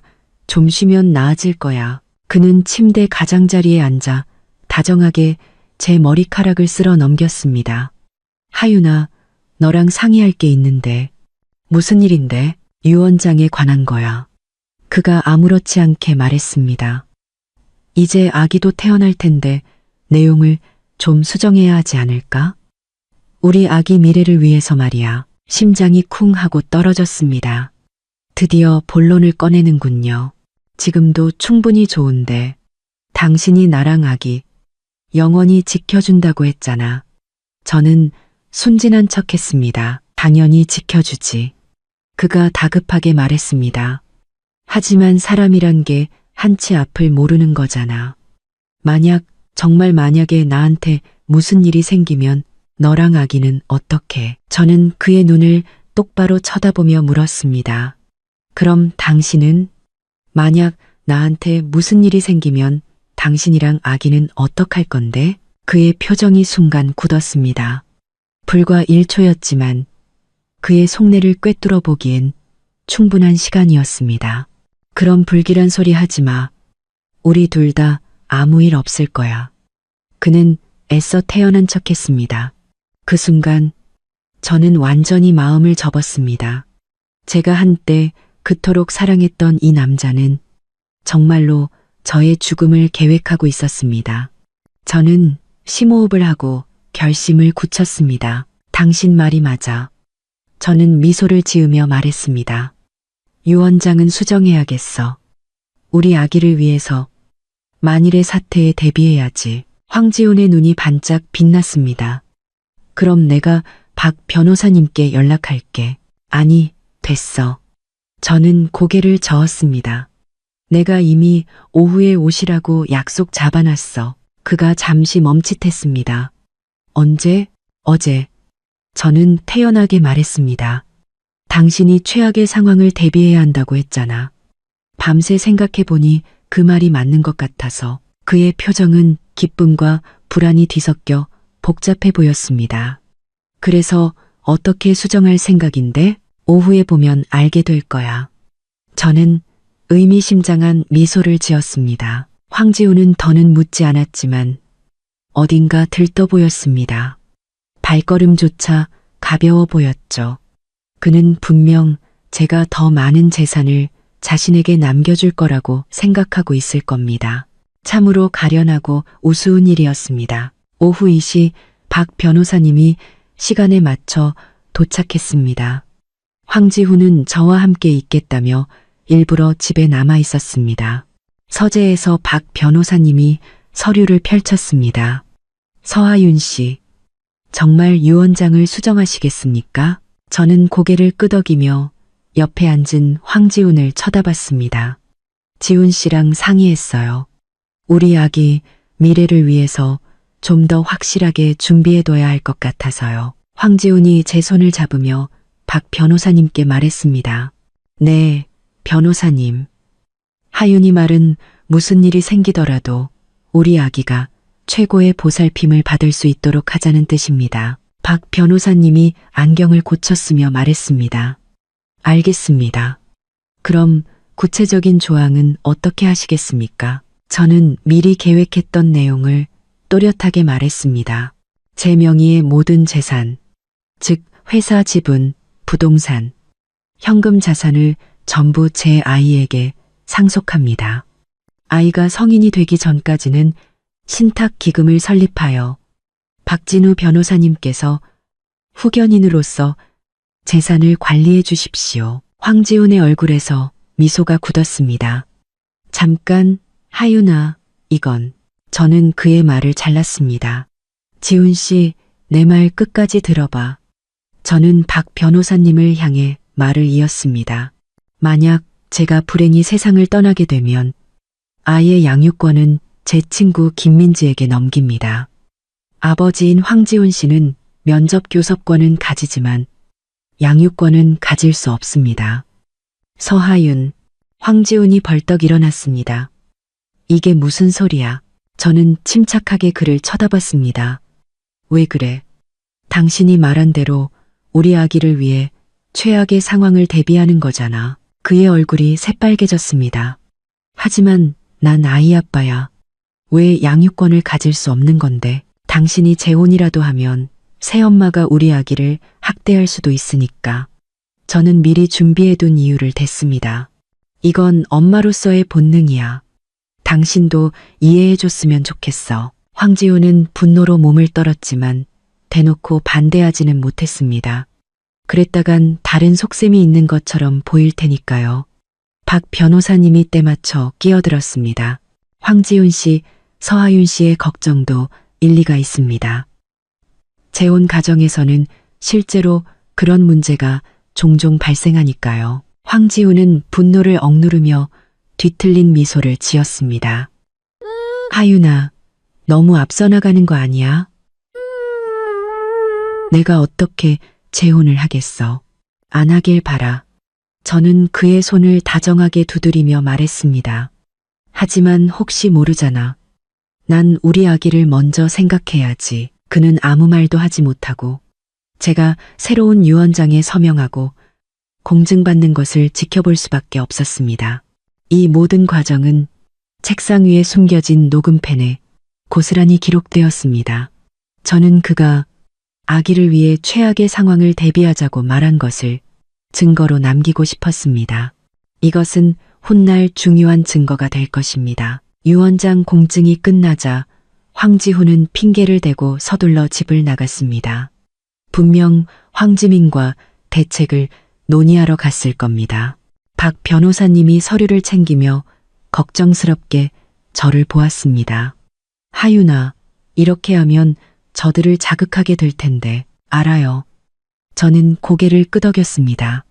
하지만 저들이 초조해할수록 더 쉽게 꼬리를 밟힐 거예요. 박 변호사님이 한숨을 쉬었습니다. 부디 몸조심하렴. 저들이 궁지에 몰리면 무슨 짓을 할지 몰라. 그가 떠난 뒤 저는 창가에 서서 활짝 핀 장미를 바라보았습니다. 폭풍우가 몰려오고 있었습니다. 하지만 저와 아이의 목숨을 위해 저는 끝까지 싸워야만 했습니다. 휴대폰이 진동했습니다. 사설 탐정에게서 온 메시지였습니다. 마치과 의사 이강민이 거에게 도박 빚을 졌다가 최근에 대부분을 갚은 사실을 확인했습니다. 자금 출처는 황지민의 차명 계좌입니다. 진실은 점점 더 명확해지고 있었습니다. 그들은 마취과 의사를 매수해서 수술 중에 사고를 일으키려 했던 겁니다. 저는 답장을 보냈습니다. 계속 증거를 수집해 주세요. 자금 흐름과 통화 기록에 집중해서요. 휴대폰을 내려놓고 저는 배를 쓰다듬었습니다. 아가, 걱정 마. 엄마가 지켜줄게. 해질녘 황지훈이 돌아왔습니다. 그의 얼굴은 잿빛처럼 어두웠지만 그는 여전히 다정한 척하며 제게 저녁을 차려주었습니다. 하윤아, 오늘 피곤했지? 네가 제일 좋아하는 생선 맑은탕 끓였어. 저는 뽀얀 국물의 탕을 보며 강한 직감을 느꼈습니다. 이 탕, 마시면 안 돼. 나 화장실 좀 먼저 다녀올게. 저는 자리에서 일어났습니다. 화장실에서 저는 몰래 은수저를 꺼냈습니다. 아버지가 살아계실 때 독을 감지할 수 있다며 주신 선물이었습니다. 식탁으로 돌아와 황지훈이 한눈 파는 사이에 은수저를 탕에 담갔다 뺐습니다. 수저 끝이 희미하게 검게 변해 있었습니다. 순간 온몸에 피가 멎는 듯 했습니다. 그들은 수술날까지 기다릴 여유도 없이 당장 저를 해치려 하고 있었던 겁니다. 은수저 끝의 검은 얼룩은 제 마음에 떨어진 먹물처럼 순식간에 차가운 공포로 번져나갔습니다. 그들은 수술날까지 기다릴 인내심조차 없었던 겁니다. 저는 가슴 속에서 휘몰아치는 공포를 억누르며 아무렇지 않은 척 그릇을 엎질렀습니다. 어머나, 저는 소리쳤습니다. 그릇이 바닥에 떨어져 산산조각 났고 생선탕이 사방으로 튀었습니다. 황지훈이 벌떡 일어났습니다. 왜 그래? 되지 않았어? 그의 걱정은 너무나도 진짜 같아서 검게 변한 은수저만 아니었다면 저는 또다시 속아 넘어갈 뻔했습니다. 아니, 괜찮아. 손이 미끄러졌나 봐. 당신이 힘들게 끓여준 건데 아까워서 어떡해. 저는 억지로 웃었습니다. 그의 눈빛에 스쳐 지나가는 실망감을 저는 놓치지 않았습니다. 하지만 그는 곧 걱정스러운 표정으로 그걸 감췄죠. 국은 괜찮아. 당신이 안 다쳤으면 됐어. 내가 다시 떠다 줄게. 아니, 됐어. 저는 황급히 그를 말렸습니다. 갑자기 입맛이 없네. 오늘 너무 피곤해서 그런가 봐. 황지훈은 저를 잠시 쳐다보더니 이내 고개를 끄덕였습니다. 그래, 그럼 일찍 쉬어. 이건 내가 치울게. 그가 쪼그려 앉아 그릇 조각을 줍는 뒷모습을 보며 제 가슴은 찢어질 듯 아팠습니다. 제가 한때 모든 것을 바쳐 사랑했던 그 남자가 이제는 저를 죽이려 하고 있었습니다. 그날 밤 저는 잠든 척했지만 사실 뜬 눈으로 밤을 새웠습니다. 작은 소리 하나에도 심장이 철렁 내려앉았죠. 바로 곁에서 들려오는 황지훈의 숨소리는 마치 독사와 한 침대에 누워있는 듯한 공포를 안겨주었습니다. 새벽 4시 저는 조용히 일어나 숨겨둔 금고에서 박 변호사님이 준비해준 암호화된 휴대폰을 꺼냈습니다. 민지야, 그들이 오늘 탕에 독을 탔어. 저는 욕실에서 물을 틀어놓고 목소리를 낮춰 말했습니다. 전화기 너머의 민지는 숨을 멈췄습니다. 뭐라고? 너 괜찮아? 아기는? 난 괜찮아. 은수저로 확인했어. 저는 배를 쓰다듬었습니다. 아기도 괜찮아. 그 짐승만도 못한 것들. 민지가 이를 갈았습니다. 하윤아, 더 이상 거기 있으면 안 돼. 너무 위험해. 지금 나가면 저들이 눈치챌 거야. 저는 침착하게 말했습니다. 윤 원장님 쪽은 어떻게 됐어? 윤 원장님께서 도와주시기로 했어. 내일 병원으로 산전 검사 받으러 오라고 하셨어. 사실은 너랑 직접 만나서 얘기하시려고. 윤태준 원장님은 아버지의 절친한 친구이자 제가 어릴 때부터 저를 봐주신 분입니다. 인화종합병원은 저희 집안에서 많은 투자를 한 곳이기도 해서 그분은 절대적으로 믿을 수 있는 분이었죠. 알았어. 내일 핑계를 대고 가볼게. 저는 잠시 말을 멈췄다가 덧붙였습니다. 민지야, 그리고 한 가지 더. 식품 성분을 분석해 줄 만한 곳 좀 알아봐 줄 수 있어. 그 생선탕 분석해 보고 싶어. 알았어. 바로 알아볼게. 전화를 끊고 저는 조용히 침대로 돌아왔습니다. 황지훈이 뒤척이며 무심코 제 몸 위로 팔을 올렸습니다. 저는 온몸이 굳었지만 그의 숨소리가 다시 고르게 변하자 겨우 긴장을 풀 수 있었습니다. 그 밤은 유난히 길었습니다. 다음 날 아침 저는 정기 검진을 핑계로 병원에 가야겠다고 했습니다.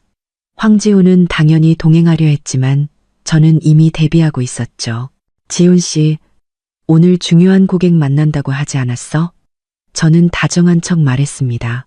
민지가 같이 가주기로 했으니까 일 봐. 일이 더 중요하지. 그가 잠시 망설였습니다. 그래도 괜찮아. 저는 웃으며 그의 말을 잘랐습니다. 그냥 정기검진인데 뭐. 병원에는 지민이도 있잖아. 무슨 일 있으면 걔가 챙겨주겠지. 황지민의 이름이 나오자 그는 안심하는 듯 했습니다. 그래, 알았어. 그럼 검사 끝나고 전화해. 민지는 시간에 맞춰 도착했습니다. 우리는 말없이 눈빛을 교환했죠. 병원으로 가는 길에 저는 낮은 목소리로 생선탕 이야기를 했습니다. 민지의 표정은 점점 굳어졌습니다. 하윤아, 이건 너무 위험해. 집에서까지 손을 쓰려 한다는 건 저들이 정말 초조하다는 뜻이야. 저는 고개를 끄덕였습니다. 그래서 더 빨리 증거를 모아야 해. 인화종합병원 VIP 통로에는 윤 원장님이 이미 우리를 기다리고 있었습니다. 그는 마지막으로 뵈었을 때보다 훨씬 더 나이가 들어 보였고 눈가에는 걱정이 가득했습니다. 하윤아. 그는 저를 안으며 목이 메인 소리로 말했습니다. 네. 아버지가 이걸 아시면. 원장님, 이제 믿을 분은 원장님밖에 없어요. 저는 눈물을 억지로 참았습니다. 윤 원장님은 우리를 병원 내의 한 비밀 공간으로 안내했습니다. 벽에는 아버지의 사진이 걸려 있었습니다. 아버지의 온화한 얼굴을 보니 눈시울이 뜨거워졌습니다. 하윤아, 민지한테 이야기는 다 들었다. 윤 원장님의 표정은 엄숙했습니다. 황지민 과장, 최근 행동이 확실히 이상하더군. 마취과와 수술실 직원들을 자주 접촉하고 있어. 그는 근무표를 하나 보여주었습니다. 이것 봐라. 이게 황 과장이 새로 짠 수술팀 명단이다. 명단에는 병원의 최고 실력자들만 모여 있었지만 한 이름이 눈에 띄었습니다. 이강민. 도박빚을 졌던 그 마취과 의사였습니다. 이 사람. 저는 이강민의 이름을 가리켰습니다. 문제가 있어요. 윤 원장님이 고개를 끄덕였습니다. 나도 의심하고 있다. 최근에 갑자기 큰 빚을 갚았고 황 과장과 아주 가깝게 지내더군. 수술 날짜는 원래 다음 주 수요일이었죠? 제가 물었습니다. 원래는 그랬지. 그런데 황 과장이 어제 갑자기 이번 주 금요일로 앞당겨 달라고 하더구나. 윤 원장님이 저를 보며 말했습니다. 이유는 태아가 너무 커서 빨리 수술해야 한다는 거였어. 오늘은 이미 수요일. 그들은 계획을 이틀이나 앞당긴 것이었습니다. 민지가 벌떡 일어났습니다. 이건 분명 우리가 손 쓸 틈을 주지 않으려는 속셈이에요. 저는 억지로 침착함을 유지했습니다. 원장님, 수술 날짜를 미룰 수는 없을까요? 윤 원장님은 잠시 고민했습니다. 병원 인증 평가를 핑계로 모든 선택적 수술을 다음 주로 미루라고 할 수는 있다. 하지만 황 과장이 응급 상황이라고 우기면 나도 막기 어려워. 비밀 공간은 침묵에 잠겼습니다. 그때 제 휴대폰이 진동했습니다. 사설 탐정에게서 온 메시지였습니다. 중요한 사실 발견. 황지훈 씨가 3개월 전 서하윤 씨 명의로 거액의 상해보험에 가입했습니다. 수혜자는 본인이며 수술 중 사고도 보장되는 특약이 포함되어 있습니다. 저는 휴대폰을 윤 원장님과 민지에게 보여주었습니다. 세 사람 모두 얼굴이 하얗게 질렸습니다. 그랬구나. 민지가 외쳤습니다. 유산뿐만 아니라 보험금까지 노렸던 거야. 윤 원장님이 테이블을 내리쳤습니다. 천벌을 받을 놈들. 하윤아, 너 당장 그 집에서 나와야 한다. 저는 고개를 저었습니다. 지금 나가면 모든 증거를 없앨 거예요. 심지어 궁지에 몰려 무슨 짓을 할지도 몰라요. 덫을 놓고 기다려야 해요. 제 머릿속에 대담한 계획이 떠올랐습니다. 원장님, 수술 날짜를 금요일로 허락해 주세요. 저는 놀란 두 사람을 보며 말을 이었습니다. 하지만 우리는 바꿔치기를 할 거예요. 저는 제 계획을 자세히 설명했습니다. 겉으로는 수술에 동의하는 척하지만 실제로는 수술 전날 밤에 제가 사라져 윤 원장님의 보호 아래 숨는 것입니다. 동시에 우리는 철저한 계획을 세워 저들의 계획이 실패했을 때 반응을 증거로 수집할 것입니다. 너무 위험해. 윤 원장님이 반대했습니다. 만약에라도 잘못되면 이게 최선의 방법이에요. 저는 단호하게 말했습니다. 저들이 성공을 눈앞에 뒀다고 생각하는 순간에 진짜 얼굴을 드러내게 만들어야 해요. 1시간 동안의 논의 끝에 두 사람은 마침내 제 계획에 동의했습니다. 윤 원장님은 계획 실행을 위해 움직이기 시작했고 저는 다시 연기를 하기 위해 집으로 돌아갈 준비를 했습니다. 비밀 공간을 떠나기 전 윤 원장님이 저를 불렀습니다. 하윤아, 넌 정말 네 아버지를 닮았구나. 용감하고 지혜로워. 아버지가 계셨다면 널 정말 자랑스러워했을 거다. 저는 눈시울이 뜨거워졌습니다. 감사합니다, 원장님. 민지는 제가 검사를 마칠 때까지 함께 있어 주었습니다.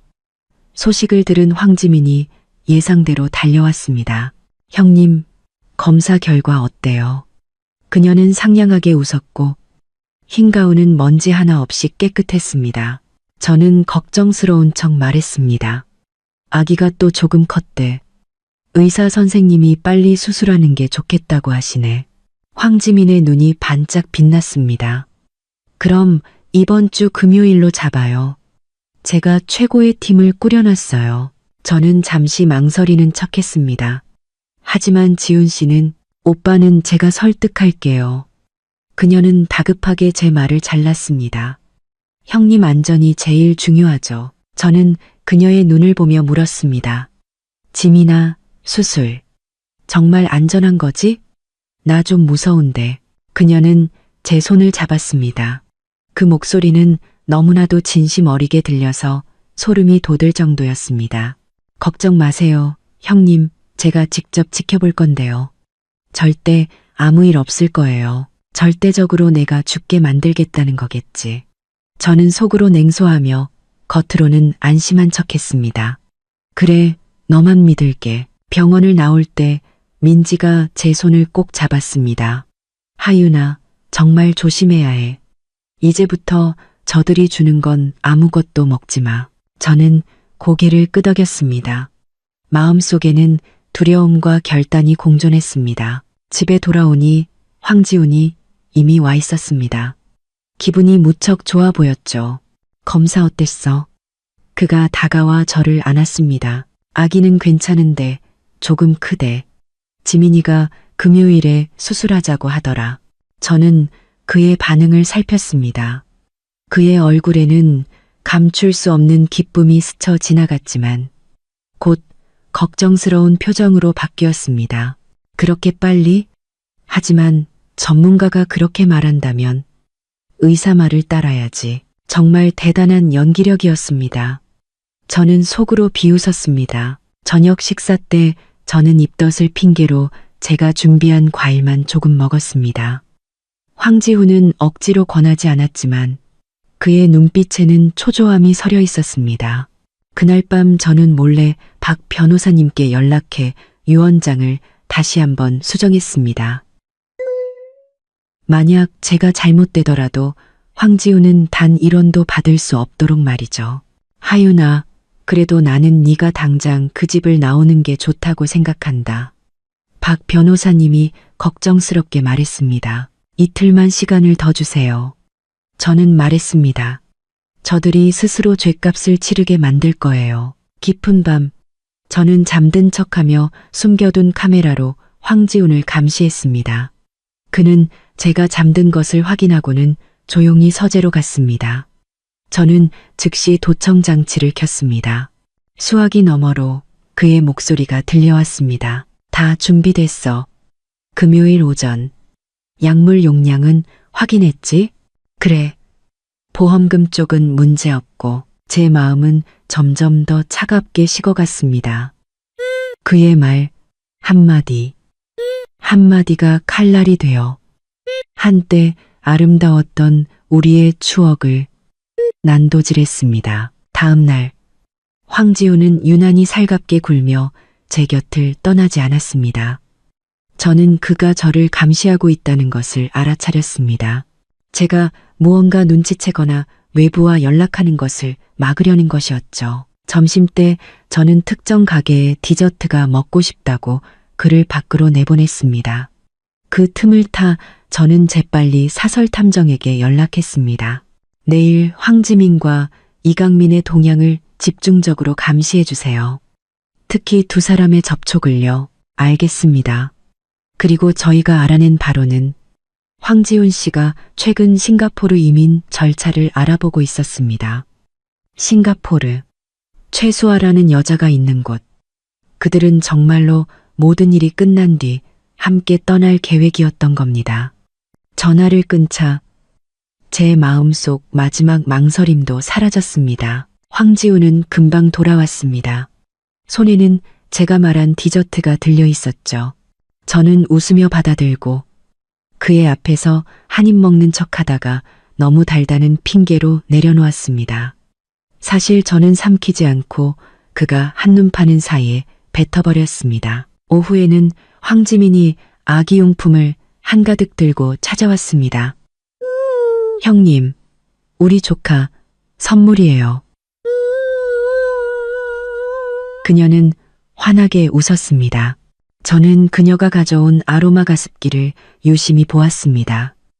이거 최신형인데 긴장 푸는데 좋대요. 산전 우울증의 효과가 직방이에요. 제 마음속 경고음이 울렸지만 겉으로는 고마운 척 받았습니다. 고마워, 지민아. 정말 세심하구나. 그녀가 떠나자마자 저는 가습기를 옷장 깊숙이 넣어버렸습니다. 그 안에 무엇이 들어있을지 아무도 모르는 일이니까요. 저녁 식사 후 황지훈은 전화를 한 통 받더니 표정이 약간 굳어졌습니다. 저는 TV를 보는 척하며 귀를 기울였습니다. 내일 저녁 그렇게 급하게? 알았어. 그는 전화를 끊고 다가와 저를 안았습니다. 하윤아, 나 내일 저녁에 급한 회의가 생겼어. 늦게 들어올 것 같아. 저는 속으로 비웃었습니다. 금요일 수술을 위한 마지막 준비를 하러 가는 거겠지. 일이 중요하지. 걱정 말고 다녀와. 나랑 아기는 집에서 기다리고 있을게. 그날 밤 저는 거의 뜬 눈으로 밤을 새웠습니다. 곁에 누운 남자의 숨소리를 들으며 만감이 교차했습니다. 내일은 목요일, 계획 실행의 날이었습니다. 아침에 황지훈은 유난히 다정했습니다. 제게 푸짐한 아침상을 차려주고는 아쉬운 듯이 출근했습니다. 그가 떠나자마자 저는 즉시 움직이기 시작했습니다. 먼저 윤 원장님과 연락해 최종 계획을 확인하고 필요한 짐을 몰래 챙겼습니다. 점심때 저는 낮잠을 잔다는 핑계로 침실 문을 잠갔습니다. 사실 저는 암호화된 휴대폰으로 작전을 지휘하고 있었습니다. 민지야, 4시에 맞춰서 데리러 와. 차 마시러 가자고 해. 박 변호사님, 유 원장 수정은 완료되었죠? 탐정님, 황지민의 빌라를 집중 감시해 주세요. 오늘 밤 거기서 만날 가능성이 높습니다. 모든 준비는 끝났습니다. 저는 해가 지기만을 기다렸습니다. 오후 3시 황지훈이 갑자기 돌아왔습니다. 하윤아, 일찍 끝났어. 그가 문 밖에서 외쳤습니다. 저는 깜짝 놀라 황급히 휴대폰을 숨겼습니다. 나 옷 갈아입고 있어. 금방 나갈게. 심장이 미친 듯이 뛰었습니다. 왜 갑자기 돌아온 거지? 무언가 눈치챈 걸까? 제가 침실에서 나오자 그는 문 앞에 서 있었습니다. 그의 눈빛은 어딘가 이상했습니다. 나가려고?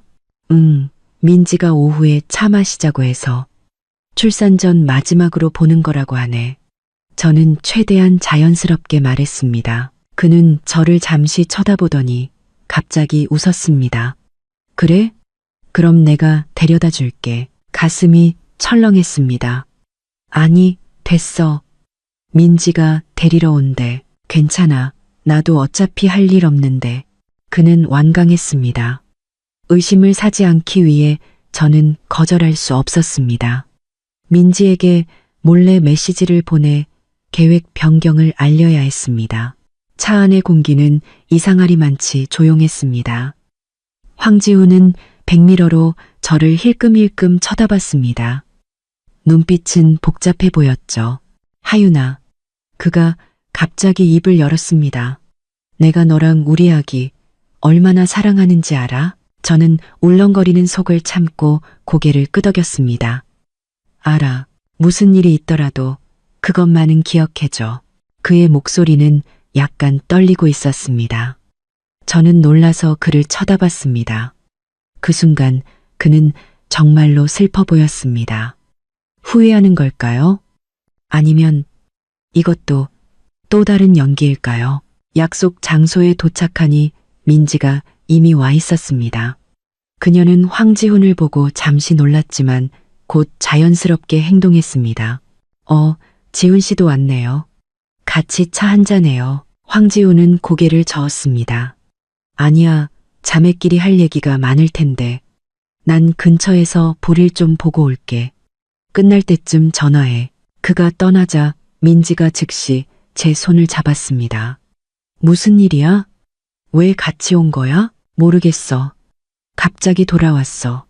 저는 가슴을 쓸어내렸습니다. 계획을 수정해야 할 것 같아. 언제 나를 찾을지 몰라. 우리는 재빨리 대책을 논의하고 즐겁게 차를 마시는 척 연기했습니다. 1시간 뒤 황지우는 시간에 맞춰 저를 데리러 왔습니다. 집으로 돌아오는 길, 그는 올 때보다 더 말이 없었습니다. 저녁 식사 때도 그는 거의 수저를 들지 않고 저를 쳐다보기만 했습니다. 하윤아, 그가 갑자기 물었습니다. 만약 내가 너한테 숨기는 게 있다면 용서해 줄 수 있어? 저는 들고 있던 수저를 떨어뜨릴 뻔했습니다. 이 말은 대체 무슨 뜻일까요? 떠보는 걸까요? 아니면 양심의 가책을 느끼는 걸까요? 무슨 일이냐에 따라 다르겠지. 저는 신중하게 대답했습니다. 그는 씁쓸하게 웃으며 더는 아무 말도 하지 않았습니다. 그의 이상한 행동은 저를 더욱 불안하게 만들었습니다. 그가 무언가 눈치챈 걸까요? 아니면 계획이 바뀐 걸까요? 밤 9시 그는 예상대로 전화를 받고 나갈 채비를 했습니다. 떠나기 전 그는 오랫동안 저를 안아주고 이마에 입을 맞췄습니다. 기다려, 금방 돌아올게. 그의 눈빛은 복잡했습니다. 문이 닫히자마자 저는 창가로 달려갔습니다. 그의 차는 황지민의 빌라 방향으로 사라졌습니다. 시간이 됐습니다. 저는 심호흡을 하고 계획을 실행에 옮기기 시작했습니다. 먼저 준비해둔 가방을 챙겼습니다. 안에는 돈과 신분증, 필수품이 들어있었죠. 그리고 암호화된 휴대폰을 켰습니다. 원장님, 그가 떠났습니다. 데리러 와주세요. 민지야, 계획대로 진행해. 탐정님, 빌라를 집중 감시해주세요. 녹화 장비는 준비됐죠? 15분 뒤 평범해 보이는 승합차 한 대가 아파트 후문에 멈췄습니다. 윤 원장님이 직접 저를 데리러 온 것이었죠. 자, 빨리 이걸로 갈아입어. 10분 안에 이 지역을 벗어나야 한다. 그는 제게 간호사복을 건넸습니다. 저는 재빨리 옷을 갈아입었고 차는 병원의 비밀 통로로 향했습니다. 가는 내내 심장이 미친 듯이 뛰었습니다. 두려움과 기대가 뒤섞여 있었죠. 병원의 비밀 병실에 도착하자 윤 원장님은 감시 카메라 화면을 보여주었습니다. 황지민의 빌라 밖에는 여러 개의 숨겨진 카메라와 도청 장치가 이미 설치되어 있었습니다. 저들이 대화하기만 하면 우리는 모든 것을 들을 수 있다. 저는 긴장하며 화면을 지켜보았습니다. 밤 10시 30분 황지훈의 차가 빌라 앞에 나타났습니다. 드디어 막이 오르려 하고 있었습니다. 황지민이 문을 열고 그를 맞았고 두 사람은 거실로 들어갔습니다. 그곳에는 이미 또 다른 사람이 기다리고 있었습니다. 마취과 의사 이강민이었습니다. 다 준비됐어. 황지민의 목소리가 도청 장치를 통해 들려왔습니다. 황지훈이 고개를 끄덕였습니다. 내일 구시 수술. 확실한 거지? 이강민이 자신만만하게 웃었습니다. 걱정 마세요. 약물 용량은 충분합니다. 과다출혈을 일으켜서 완벽한 의료사고처럼 보이게 할 겁니다. 황지민이 덧붙였습니다. 수술 후 기록은 내가 처리할 테니 절대 문제될 일 없을 거야. 저는 온몸이 차갑게 식은 채 그들의 대화를 들었습니다. 한마디 한마디가 얼음 송곳처럼 가슴을 찔렀습니다. 황지훈이 갑자기 물었습니다. 보험금 쪽은 확인했어? 확인했지. 사망 진단서만 제출하면 300억 원이 바로 입금될 거야. 황지민이 웃으며 말했습니다. 거기에 유산 1000억 원까지 더하면 우리 평생 다 못 쓸 돈이야. 황지훈은 잠시 침묵하더니 말했습니다. 왠지 불안한데. 황지민이 비웃었습니다. 오빠, 이제 와서 마음 약해지는 거야? 1000억 원을 생각해. 싱가포르에서 기다리는 최수아랑 새로운 인생을 생각하라고. 최수아의 이름이 나오자 황지훈은 결심을 굳힌 듯 했습니다. 그래, 계획대로 진행하자. 그들은 세부 사항을 논의하기 시작했고 그 모든 내용은 낱낱이 기록되었습니다. 이것은 빼도 박도 못할 증거였습니다. 바로 그때 제 휴대폰이 진동했습니다. 황지훈에게서 온 전화였습니다.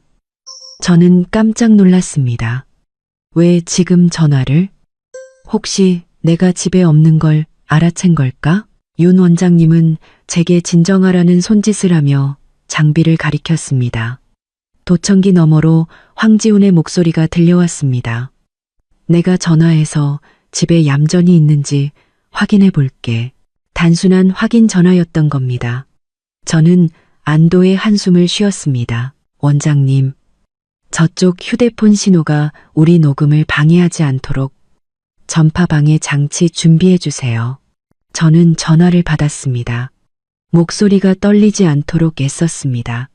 여보세요? 하윤아, 자. 그의 목소리 주변은 아주 조용해서 빌라 안이라는 것을 전혀 눈치챌 수 없었습니다. 아니, TV 보고 있어. 저는 태연하게 말했습니다. 언제 와? 곧 먼저 자. 그가 잠시 말을 멈췄다가 말했습니다. 사랑해, 하윤아. 그 말은 칼이 되어 제 가슴을 찔렀습니다. 위선적이고 잔인한 말이었습니다. 나도 사랑해. 저는 기계적으로 대답하고 전화를 끊었습니다. 도청기 너머로 황지민의 비웃음이 들려왔습니다. 어휴, 아직도 사랑 타령이야? 내일 이 시간이면 그 여자는 시체일 텐데. 황지훈의 목소리가 차갑게 들려왔습니다. 쓸데없는 소리 하지 말고 마지막 계획이나 확인해. 저는 더 이상 들을 수 없었습니다.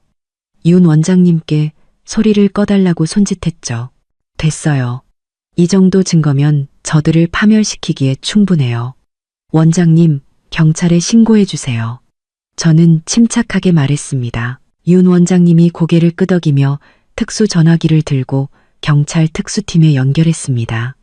바로 그 순간 감시 카메라 화면에 예상치 못한 상황이 벌어졌습니다. 또 다른 차 한 대가 빌라 앞에 멈추더니 트렌치 코트를 입은 여자가 내려 초인종을 눌렀습니다. 황지훈과 황지민도 무척 놀란 듯 했습니다. 문이 열리고 그 여자는 거실로 들어왔습니다. 그녀가 모자를 벗었을 때 저는 숨을 멈췄습니다. 최수아, 황지훈의 옛 연인이었습니다. 그녀가 싱가포르에서 온 것이었습니다. 도청 장치가 다시 켜지고 그녀의 목소리가 들려왔습니다. 이렇게 중요한 순간에 내가 빠질 수 없지. 황지훈은 놀라움과 분노가 뒤섞인 목소리로 말했습니다. 네가 왜 왔어? 싱가포르에서 기다리라고 했잖아. 최수아가 가볍게 웃었습니다. 당연히 내 몫을 확실히 챙기러 왔지. 잊었어. 내가 구해준 약이 아니었으면 너희 계획이 이렇게 완벽할 수 있었을까? 저는 큰 충격을 받았습니다. 그 생선탕 속의 독약이 그녀가 구해준 것이었습니다. 황지민도 불만스러운 듯 말했습니다. 수아 씨, 오면 안 됐어요. 너무 위험해요. 위험? 최수아가 비웃었습니다. 너희 같은 아마추어들보다는 내가 더 전문가야. 서 회장 교통사고 때도 그녀는 갑자기 입을 다물었지만 이미 늦었습니다. 저는 벌떡 일어났습니다. 온몸이 떨렸습니다. 아버지의 교통사고, 그것도 사고가 아니었던 걸까요? 윤 원장님의 얼굴도 하얗게 질렸습니다. 그는 즉시 전화기 너머에 경찰에게 말했습니다. 즉시 출동해 주십시오. 아주 중요한 새로운 단서가 나왔습니다. 감시 카메라 화면 속에서 세 사람은 서로 다투기 시작했습니다. 빌라가 특수경찰에 의해 포위된 것도 모른 채 말이죠. 경찰이 문을 부수고 진입했을 때 황지훈의 얼굴에 떠오른 그 표정을 저는 평생 잊지 못할 겁니다. 놀라움, 공포, 그리고 완전한 절망. 경찰은 세 사람을 살인 미수 혐의로 체포하고 모든 증거를 수집했습니다. 저는 윤 원장님의 보호 아래 경찰서로 가서 진술을 했습니다. 가는 내내 온몸이 떨렸습니다. 오늘 밤의 끔찍한 일 때문만이 아니라 최수아가 내뱉은 그 말, 아버지의 교통사고에 대한 암시 때문이었습니다. 경찰서에서 저는 수갑을 찬 황지훈을 보았습니다. 그는 고개를 들어 저를 보았고 그의 눈에는 수많은 감정이 스쳐 지나갔습니다. 놀라움, 부끄러움, 그리고 마지막에는 절망. 저는 그를 차갑게 바라보았습니다. 마음속에는 승리의 기쁨 대신 끝없는 슬픔만이 가득했습니다. 진술을 마치고 나오니 날이 밝아오고 있었습니다. 민지와 박 변호사님이 달려와 저를 꼭 안아주었습니다. 끝났어, 하윤아. 이제 다 끝났어. 민지가 흐느끼며 말했습니다. 저는 고개를 저었습니다. 신문실을 바라보며 말했죠.